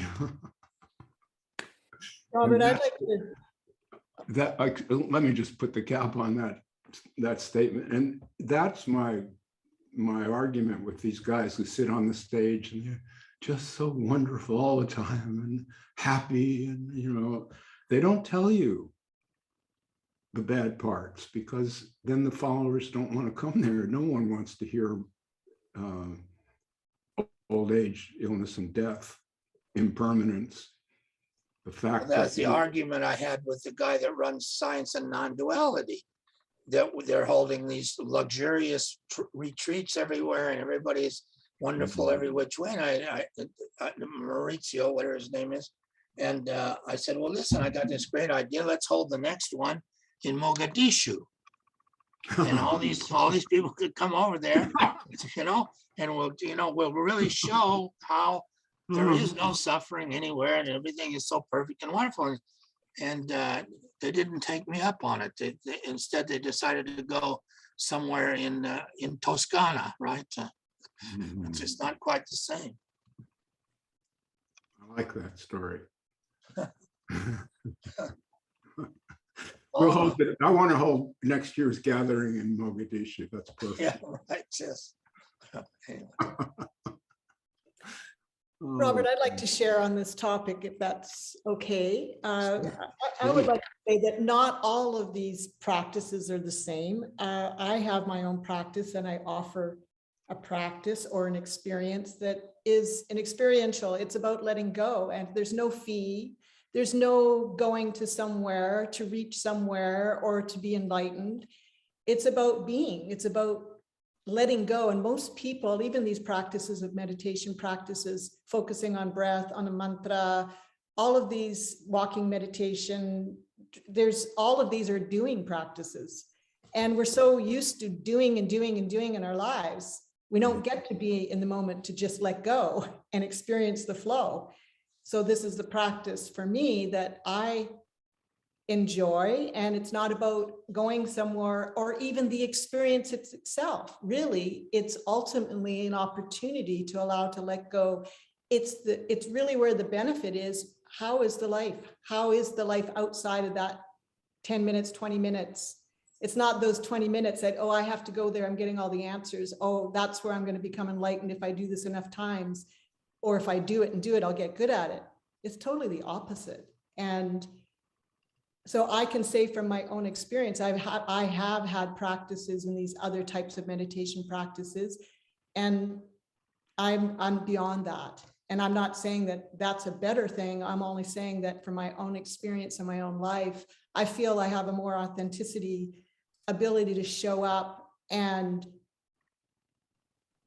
experience the beauty of the moment. And I think it's through that practice of letting go that has allowed me to have a better appreciation for the witness of this beauty of where I'm at in this moment. I don't know what it's all about. I don't know. I don't have the answers either.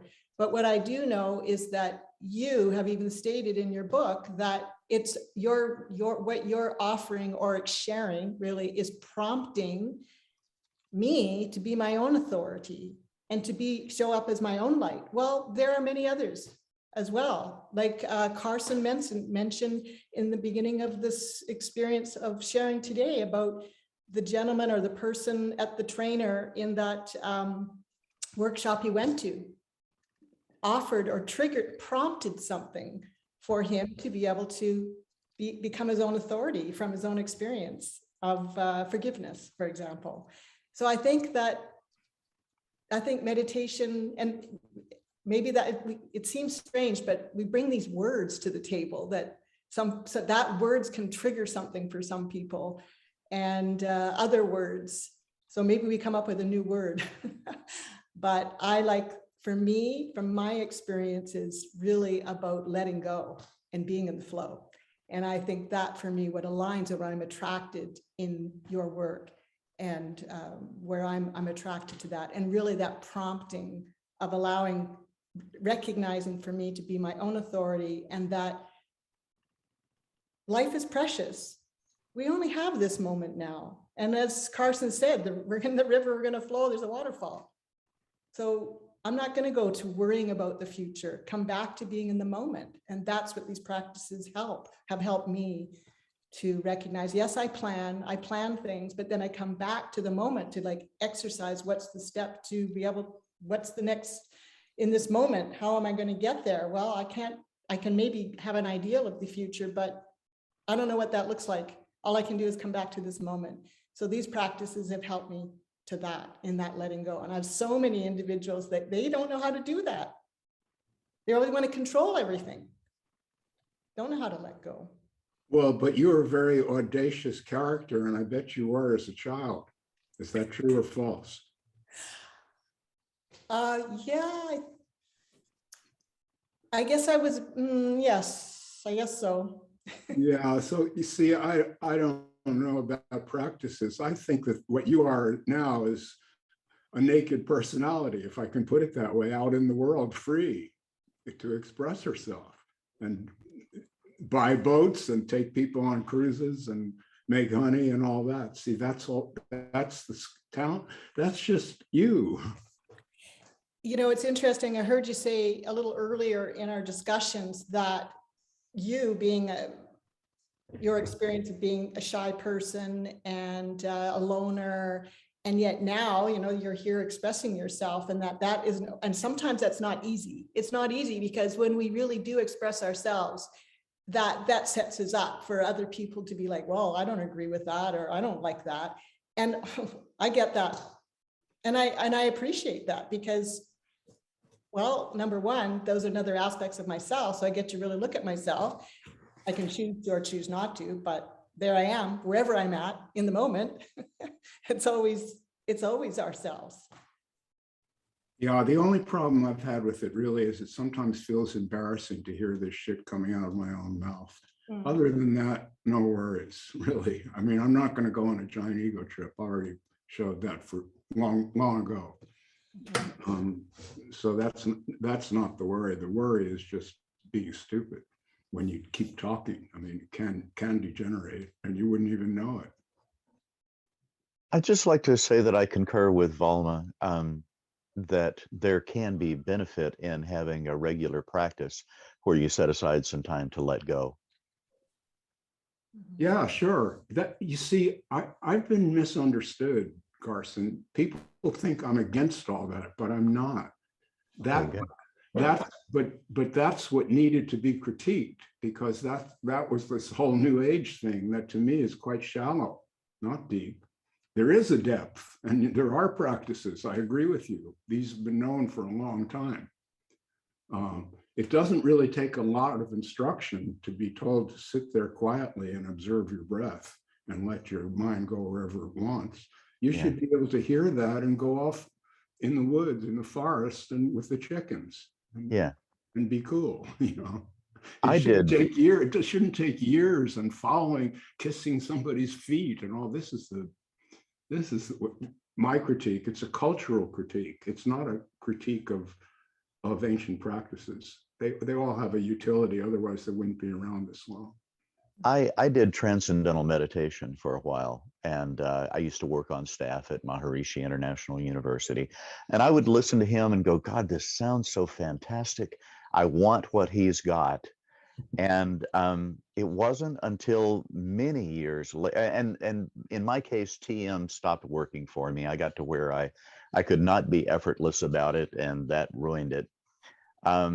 But it was years and years later that I had these, I guess I will call them awakening experiences. And I went, oh, this is what he was talking about. I understand this. I thought he was talking about something magical, which I seemed to have no access to. Well, see, that was my experience exactly. Upon awakening, I thought, gee, this is what all these people were talking about, the Buddha and all that. And it blew my mind. I started laughing because it was so simple. It was always there. It was always there. Yeah, it's very close.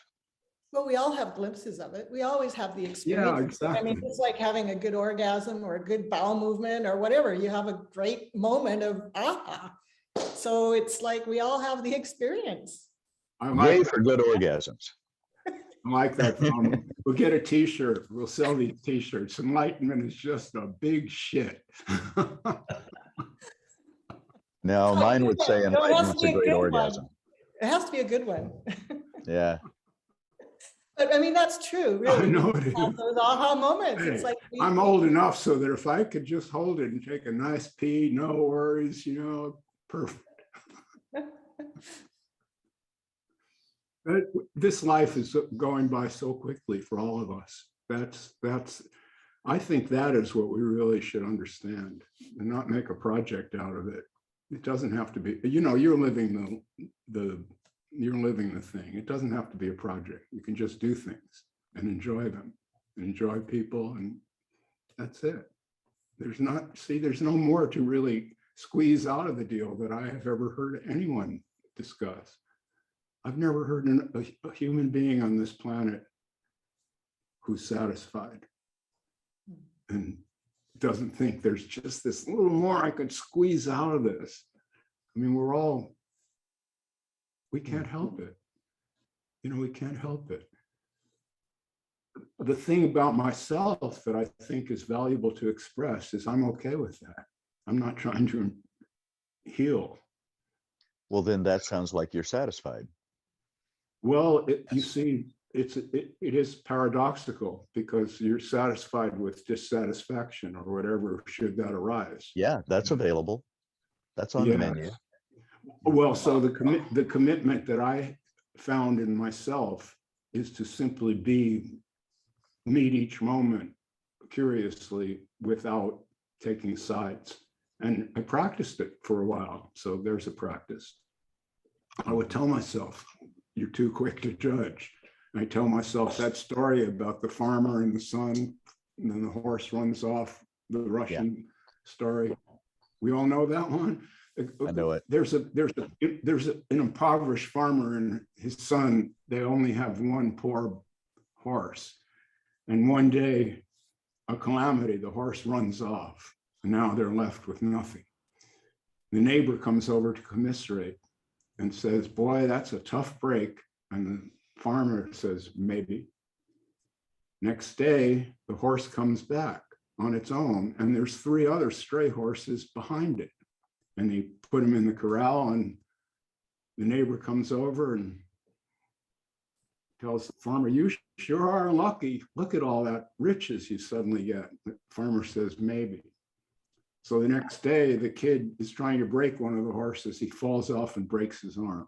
Same thing with the neighbor. It's a bad break. The farmer says, no, maybe. Next day, the Russian army comes around conscripting young men. And when they see this boy has a broken arm, they leave him home.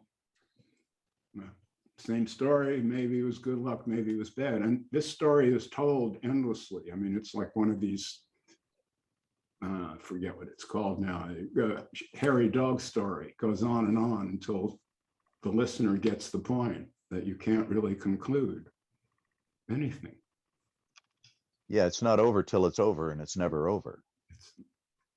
Right. It's not over till the fat lady sings. So that's freedom, but it's the kind of freedom that an idiot has. What? You just confounded. I mean, I'm confounded. I'll admit it. I don't know what any of this is or where it's headed or what it means. I have no place to land. I've got nothing to touch. It's absolute free fall on the knowledge level. There's just nothing there. Nothing I can cling to, nothing, no belief at all. It all went up in smoke. It was amazing. And it's really a lonely place. I mean, people should not really wish for what they may not be ready to handle. If you start to really understand what these spiritual teachers like an Eckhart Tolle or whoever is talking about, if they're referring to something actual, they may or may not be. I'm not going to say they are or they aren't. But if you think they're talking about something factual, be careful, because if they do talk you into it, maybe they can, you might not like it at all. I've said this and people think, oh, it's really cool that Robert's saying this. No, I'm not saying it to be cool. I'm saying it, don't mess around with your mind if you're happy already. If you like your life, you don't need to upset the apple cart with negativity, let's call it. Yeah. Because it's the negative side that we have to study if we want to awaken. the positive side is the one we're all comfortable with. That's not the problem. It's the other side of it that's really difficult. Which, you know, we've all discussed it. Like Steph was saying earlier, when you look into yourself, you see that you're no better than, you know, there may be degrees, but the degrees are small. And this is a vast field of ignorance and confusion. Yes, it's quite a vast field. Yes, that's true. Yeah. So I just found that I was willing to say that about myself. And as soon as I just felt much freer, just simple. Just felt, okay, it's okay to be me. I am fucked up just like everyone else, but hey, what choice do I have? And that is, I think, this is just my spiel for now. I think that's where a lot of my friends are stuck. I have friends who like me, but they don't quite swallow everything I'm saying. And to me, they appear stuck right at that point of not wanting to say, I'm no better than, I've got all these dark drives that I don't like to notice. I've found ways of paving them over and covering that up. I'm also afraid of not being at all. So I try to have ideas about the future and stuff like that. I just can't find it in myself anymore. It's just not there. Can't. Honest. I'm just being honest now. Well, I want to say something parenthetically. I knew this would be a great meeting because all of you are really super people, and I knew that going in. John Troy, unfortunately, isn't here, but he did put his oar in the water. But I knew this would be good. The preceding meetings, I was somewhat dissatisfied with all of them. Although some good things were said, I felt that there wasn't a certain focus that I was hoping for. But this meeting has it. This meeting has it. And it's like Trump said, you know, people criticize him because he was a nutcase and abusive. Mm. So somebody could easily say, why do you quote him, Robert? Well, I quote him because he said this better than I can say it. Otherwise, I'd speak for myself. What he said is, it's like falling out of an airplane without a parachute. That's the bad news. The good news is there's no ground. That is the experience that I refer to when I talk about being awake. You have nothing. The less you have, the more awake you fucking are. Yeah, I mean, that's the point, is that some people talk about being awake. Oh, I notice there's no self, there's no this, there's no that. But my experience is that those questions don't arise anymore. You know, there's this perception, there's this presence, but there's no, oh, this is gone or that's gone, because there's no more history or anything. That's it. It's right there. You can't, there's nothing to talk about. And I think it's a mistake when I hear people talking about what they have dropped, because then they're remembering things that they think are no longer there. Then they're not really in that space, which doesn't have any qualities that you can actually talk about in the sense of personal identity. Does that make any sense at all? Sure. Well, I just want to clarify that when I say the less you have, I am not referring to material possessions. Some people make that mistake. And No, I didn't mean that. I didn't mean that either at all. Yeah. I had a friend talk to me the other day because I'd given her daughter something for Christmas, or for her birthday or something. And she said, I want to send you something, you know, so what would you like?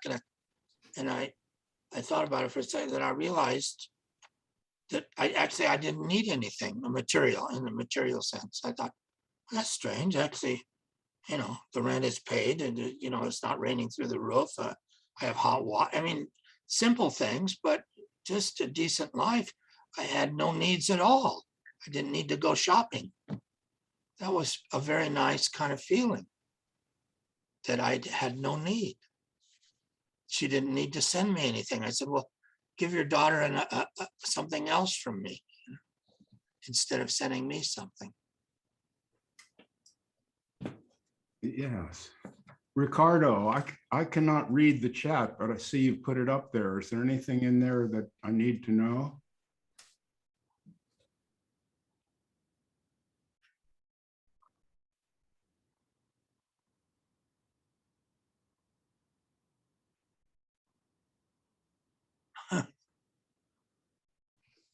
Yeah, well, that's another one of those things. I guess it has utility because people seem to like it. So I'm not really criticizing it. If it works for you, great. I mean, it's all entertainment on a certain level, including everything that I'm saying. So, you know, if it's entertaining, that's already good. And if there's something else in it, even better. You know? I mean, I like to entertain myself with movies and also the National Football League. Both of those are, for me, a kind of mindless entertainment, unless it's a really good movie. If it's a first-rate screenplay or a great story, that's different. That's a work of art. But these kind of mind-numbing romances or crime stories that they grind out, you know, I'll watch one of those just to take my mind off of the world. There's nothing wrong with it. You know? It's like taking your mind to the car wash. Well, I don't judge myself for watching a football game and cheering or something. I don't think so either. I do it too. I do exactly. I like these old, you know, things like Columbo or something. It's just like taking a kind of weird shower. Yeah. I became aware of the phrase virtue signaling a couple of years ago. I think it came from the linguist, John McWhorter, pointed it out. Do you know who that is? He's John McWhorter, writes for the New York Times. He's a linguist and he's an amazing cat. Well, he pointed out to me this idea of virtue signaling. And since I first heard that, I just see it everywhere, including in myself. And it's really a drag. I mean, if you think about it, you're adjusting your behavior so that other people will notice how virtuous you are. It's kind of weird. That is kind of weird, yes. We should maybe not go further down that rabbit hole. Yeah. Robert hole, maybe. Well, I'm feeling pretty giddy. The meeting's been going on for quite a while. How are you guys all doing? Well, I think 2 hours we can wrap up. I don't know. It's been very pleasant as far as I'm concerned and quite interesting. Everyone seems to have, I don't know, this sounds kind of weird, but people have been saying intelligent things. I'm a little bit concerned what's going on here. Robert, I do have another call to go to at 1 o'clock, so I'm going to bow out, but I just want to say how much I've really enjoyed. Thank you so much for the invitation, and it's a real pleasure meeting all the rest of you as well. And thank you for sharing all your thoughts and ideas and for sharing. It's just been a delight. Well, it was just super for you to be here. I just really enjoyed your presence so much. And hearing you speak was really stimulating. Excellent. So thanks for showing up. Yeah, great. Really nice. I'm just concerned about that sailfish there on the wall. Looks like somebody's eaten most of it. Actually, this is my daughter's house. I'm just about to build my another off-grid. I have off-grid here too, but I'm staying at her place as I'm in a transition in the moment. Yes, so that's her fish on the wall. But I'm always blessed to have a place to land, and it's a pleasure to meet you all. So take care, and thank you again for your time. Adios. Ciao. Adios. She really held her end up. She was the only woman at the meeting. Oh no, Catania was here. Surrounded by guys. Catania came in for a brief. She just stepped in for a second and got smart enough to disappear. I don't know. Well, it was a brief appearance. Yes. I think Cameo, we call it a cameo, it's called. well, she wanted to greet Steph personally because they've been carrying on a correspondence for Oh, years. that's great. She's wonderful. Anyway, Speaking of Stefan, we haven't heard much of you for a while. Do you have some great wisdom you want to lay on us here? If I had great wisdom, I would be sitting up with all the flowers around me and the devotees. I have a story about that. I'll share the story. Okay, good. Mind as you were talking. I was a serious spiritual seeker for many, many years. Like many people of my generation, I came through with LSD, strong psychedelics, and so on when I was much younger, which kind of, as I don't know if anyone else here has taken. Oh yeah. Yeah. yes. I'm with you. Yeah. So came through that way, and I ended up at one point. I ended up in India and met a teacher, a very respected teacher, devotee of Ramana Maharshi, and in his company, I was able to just bang, bang, bang, bang, bang, bang, bang, mystical experience after the other, boom, boom, boom, boom, boom, boom, boom, and heart-opening experiences, etc., etc. And when I first met him, there was 4 people in the room. And when one of the last times I saw him, there was 350 people there, sitting there. So in the middle of the meeting, I sat right at the back because I didn't want to stand out or make any claim to having any special connection with the guy. He pointed to me and he said, "This man is full of compassion. This man is like Jesus Christ." And you can imagine that I was feeling in an expanded state and very compassionate. But as soon as he said that, of course, I was like, oh my God, oh God, I'm here in front of all these people, and so that carried on. At the end of the meeting, I had these people who started coming up to me and following me with, I call them moons in their eyes. They were, yeah, you can imagine, yeah. And they started asking me, Robert, I think I've told you this story before about the guru in India who pointed out to me in front of about hundreds of people and said, "This guy is like Jesus. He's full of compassion."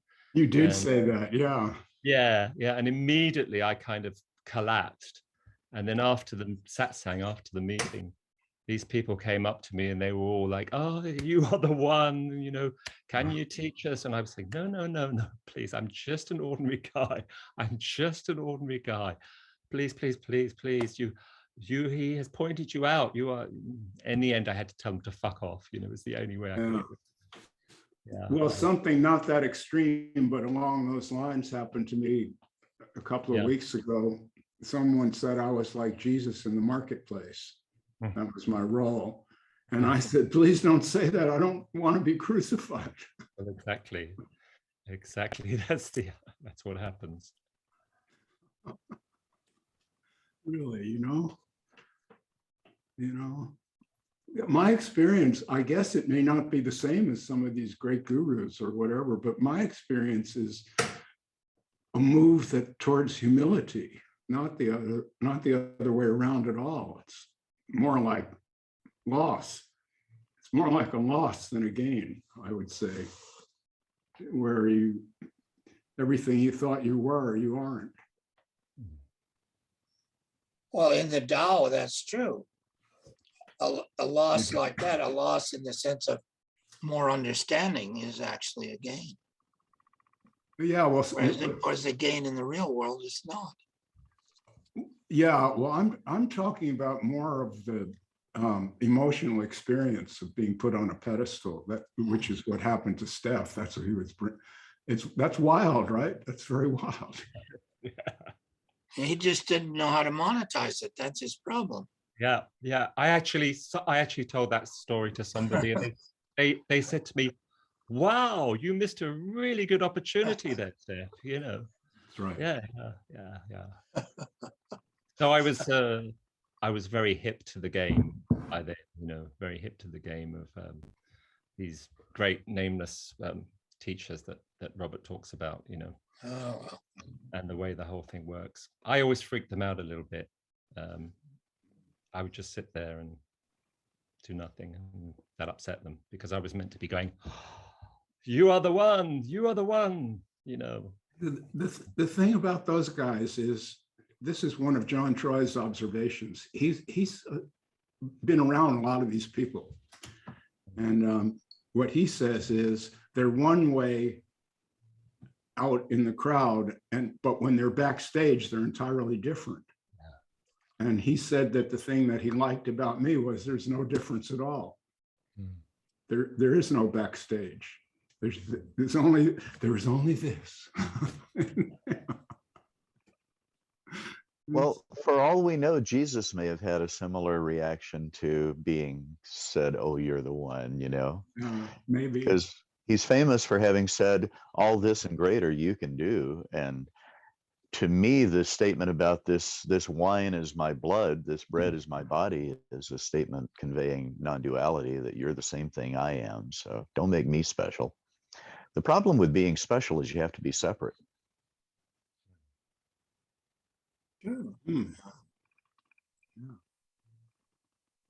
No, Jesus, it seems to me quite clearly that he was a guy that got enlightened or awakened, if you want to go try to teach other people about his experience, and then he disturbed the establishment. So they killed him. And in those days, the easiest, the most common way was crucifixion. I think he would be appalled to see what has been developed in, quote, his name. This whole religious thing had nothing whatsoever to do. All this, born of a virgin, all this BS. And the people that are the most strongly Christian, in my mind, are what I see in the States and places, are really completely unrepresentative of what that man was trying to say about life. There's a quote I really like from Warner Earhart. He said, "If you experience it, it's the truth. That believed becomes a lie. In reality, understanding is the booby prize." So the booby prize, at a carnival, is this little plastic piece of crap that they give you so you don't feel so bad about being a loser. So, okay, you got a body of understanding, whoop-de-dog shit. And that's what religion is to me, is a collection of these understandings. But the truth is immediate. It can be seen and felt and tasted and smelled and touched. Everything else is the menu, not the meal. Well, that's what he said to me at Nepenthe many years ago, and he paid for lunch, actually, Werner. So that was good. Nice. Yeah. I liked Werner. Yeah, it's fine with me. Yeah.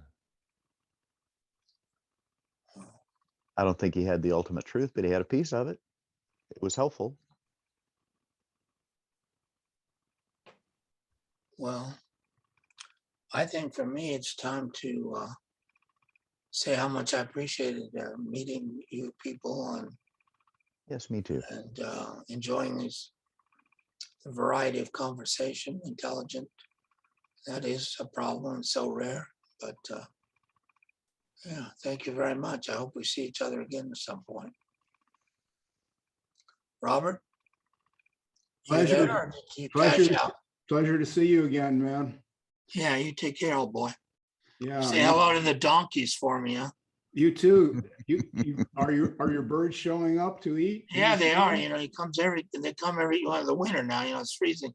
I tell you, the hawk is there every day waiting around looking to see what's on the menu of the balcony. And by the way, in case people don't know it, I refer to Robert as the donkey whisperer, which he doesn't really like, but I think it's a good attribute for the guy, Can you say hello to your donkeys for me, will you, please? I'll give them a hug from you. Okay, you got it. Take care of yourself, man. Okay. Till we meet again. Okay. Hey. Cuídate. Well, thank you, everybody. It's been a pleasure. You're logging off too? Is this goodbye? I guess it It is. seems like that's how it feels here. All right. Thank you so much. You brought so much to the party. I called on you first and you said you felt nervous, but man, you delivered. You stepped up and hit a home run, man. Oh, well, thanks. It was a great statement right off the bat. Thanks. Forgiveness, yes? Yeah. Yeah. The first thing I ever wrote down from A Course in Miracles was forgiveness is the only sane response. Yes, that sounds right. Yeah. That's right. Of course, Steph earlier wanted to blur the distinction between sane and insane because we need to be graded on a curve, I guess is the point. Right. But yeah, I think we do have to forgive those who trespass against us. For our own sake, right? I don't want to be somebody who's carrying around the past. That's right. Resentment is poison. It really is. I've had plenty of it. I know what it is. It's hard to digest. Resentment is taking poison and waiting for the other guy to die. Yeah. That's a good line. Yeah. Yeah. Well, so I'll let you go, but we'll meet again, huh? Sounds good. Yeah. In fact, would you like to come to another meeting in the next few days? Okay. Okay. Could you do one on Saturday later? What time? It would be 7 New York time, which I guess would be 4 LA time, 4 p.m. So like 4 to 6. Yeah. Okay, yeah, I can do that. Okay, it'll be Saturday night then. I'll send you the link. Okay. Beautiful. Thanks so much for being here, man. Thank you. Yeah. Hasta la vista. Adios. Steph. I don't know how to hang up this thing. Oh, that's cool. I can shut the meeting down from my end. I just want to say farewell to my friend in Andalusia. That was. I love you, man. What can I say? I've admired your style for all these years now. Feel like I've kind of been inside your life and of you and your partner through photographs and things you've said, even though we haven't really met in life. But Yeah, I like it. I like it. Yeah, me too. Me too, Robert. Take care, huh? And you. Beautiful. We'll meet again. Bye. Bye. Okay. Parting is such sweet sorrow, said Mr. Shakespeare.